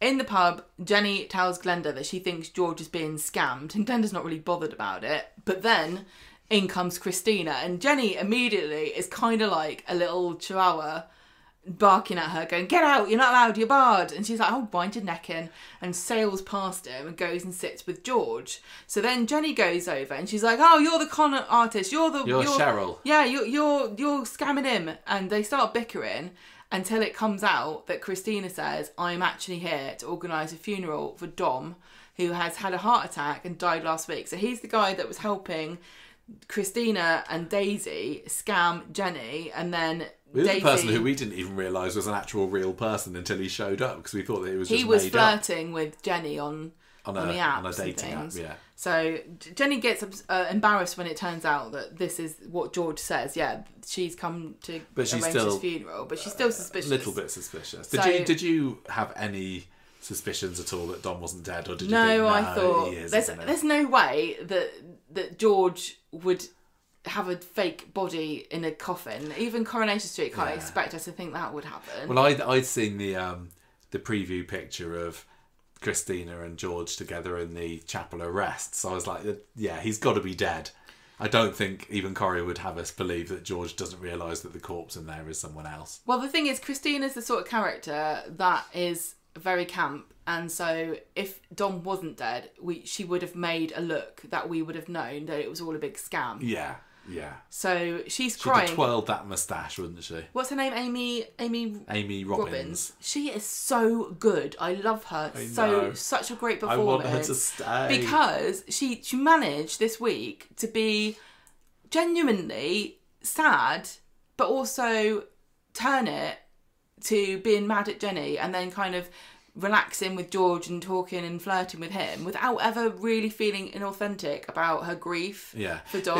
This is the sort of villain that I like. Because she's a villain, isn't she? I love to hate her, but I don't really hate her. I think she's fantastic, but I get that she's a villain. Yeah. That's... Whereas you get, Carl, I just can't like him in any way at the moment. So maybe he just needs to be a bit more camp and fabulous and embrace his part on the LGBTQ spectrum. I don't know. So I also love her with Jenny. Yes. Christina and Jenny together, what a double act. And they definitely delivered in spades as far as I'm concerned. And if I was just scoring it on this, I'd give this week probably a 4.5 because I loved Christina and I loved Jenny in this. So George takes Christina back to... I can't remember whether they end up... They do end up... Well, they end up talking in the funeral parlour, I guess. Yeah, because she said that she'd organised the meeting at the pub because she didn't want to be in the horrible funeral parlour. Yeah. But then when Jenny comes and sticks her neb in, they're like, well, we suppose we better go back over there. And then she says that her mum, Christine's mum, picked Another One Bites the Dust for her third husband's funeral, and that Dom fancied, he wanted that Susie Bird off countdown with her big... dictionary. It was great. It was. And then she starts crying, and then she's her lip wobbling when he goes to get her a drink. Yeah, and that is the sign of a brilliant performance because she was, And it's also very true to grief too, because it's weird. You feel like you're in a dream because you're sad, but then things break the spell a little bit and you can laugh about something and then you're straight back into it. Then you remember, he's actually dead. But that moment with the lip wobble, any kind of thought that maybe she is having him on here, it instantly evaporated. And I was like, oh, poor Christina. I know. And it's funny too because Dom was a villain as well. Yeah. But they clearly loved each other, even though she would have. I didn't get much. I can't remember. But she would have had him over for money if Daisy had wanted her to. I thought at one point she was going to scam him as well. Yeah, I can't remember.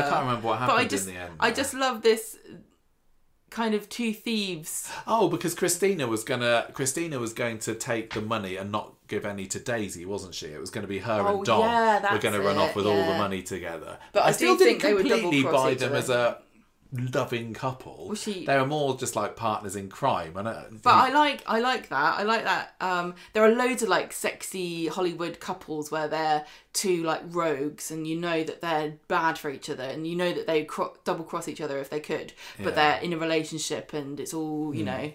Did you find it odd that Daisy didn't get a single mention in this week's episodes? Like, surely you'd bring it up. There wasn't time. Dom's dead. She scammed you, did she? Yeah, scammed me. What a cow. Like, there was none of that. Yeah, you think somebody she does get a mention. You think somebody would be like, oi, Christina. Yeah. Although, Daisy only scammed Jenny. She did leave money for everybody else, didn't she? But she didn't leave any money for Christina, did she? Well, no, but Christina thought it was funny. Yeah, she did, didn't she? But in any case, I would have just thought that maybe she would have come up in conversation. You would have thought. She's come up in our conversation at least, and we weren't even related to her. It'd be extra gutting for Jenny if it had turned out that Daisy had been contacting Christina. She'd be so from mad, Bali. So mad. Yeah. Right. So Jenny's speaking with Glenda later, still very suspicious of Christina, and then when Christina comes in for a glass of wine, I don't know if she wanted Coke in it. We'll have to find out. Jenny starts having a go at her again. Yeah. And telling her, why don't you go out with Brian if you're so single? Yeah. So what were you going to say? No, I don't remember. So Friday, Jenny's trying to dig up dirt about Christina online, and she's convinced that Christina's trying to scam George. I don't know what she expected to find online, but you never know unless you look, do you? Steve and Rita talk about this documentary they watched where somebody faked their husband's death and then they dug up an empty coffin. Sadly for Gemma, this is not a real documentary because I think that would be on your watch list. Isn't that like the Canoe Man? I don't know. See, I knew you'd know something like that. So Jenny starts thinking, I don't think that he had an empty coffin. Anyway, in the cafe, Jenny sees George and Christina texting away, and this is what we're like when we're watching Corrie. I love how Jenny's turned into a viewer because she goes, hey, Glenda, come here, look. Christina's texting. And then George's phone goes and he smiles and then he texts her. You can see they're texting each other. She's pretending to be this Cheryl. And then Christina goes out talking to someone on the phone and saying it's all gone to plan. And I'm not sure that we know what that is yet, unless it's just a funeral. I think that was very innocently. I don't know who she was talking to because we don't know anyone else who she knows. No. It's probably Dom's mum. Probably. So George takes Christina into the chapel of rest, and it was so sweet because she's really upset. She's really struggling to hold it together, isn't she? And George says, "Would you like me to open the coffin?" And she says, "No, I don't want to disturb him."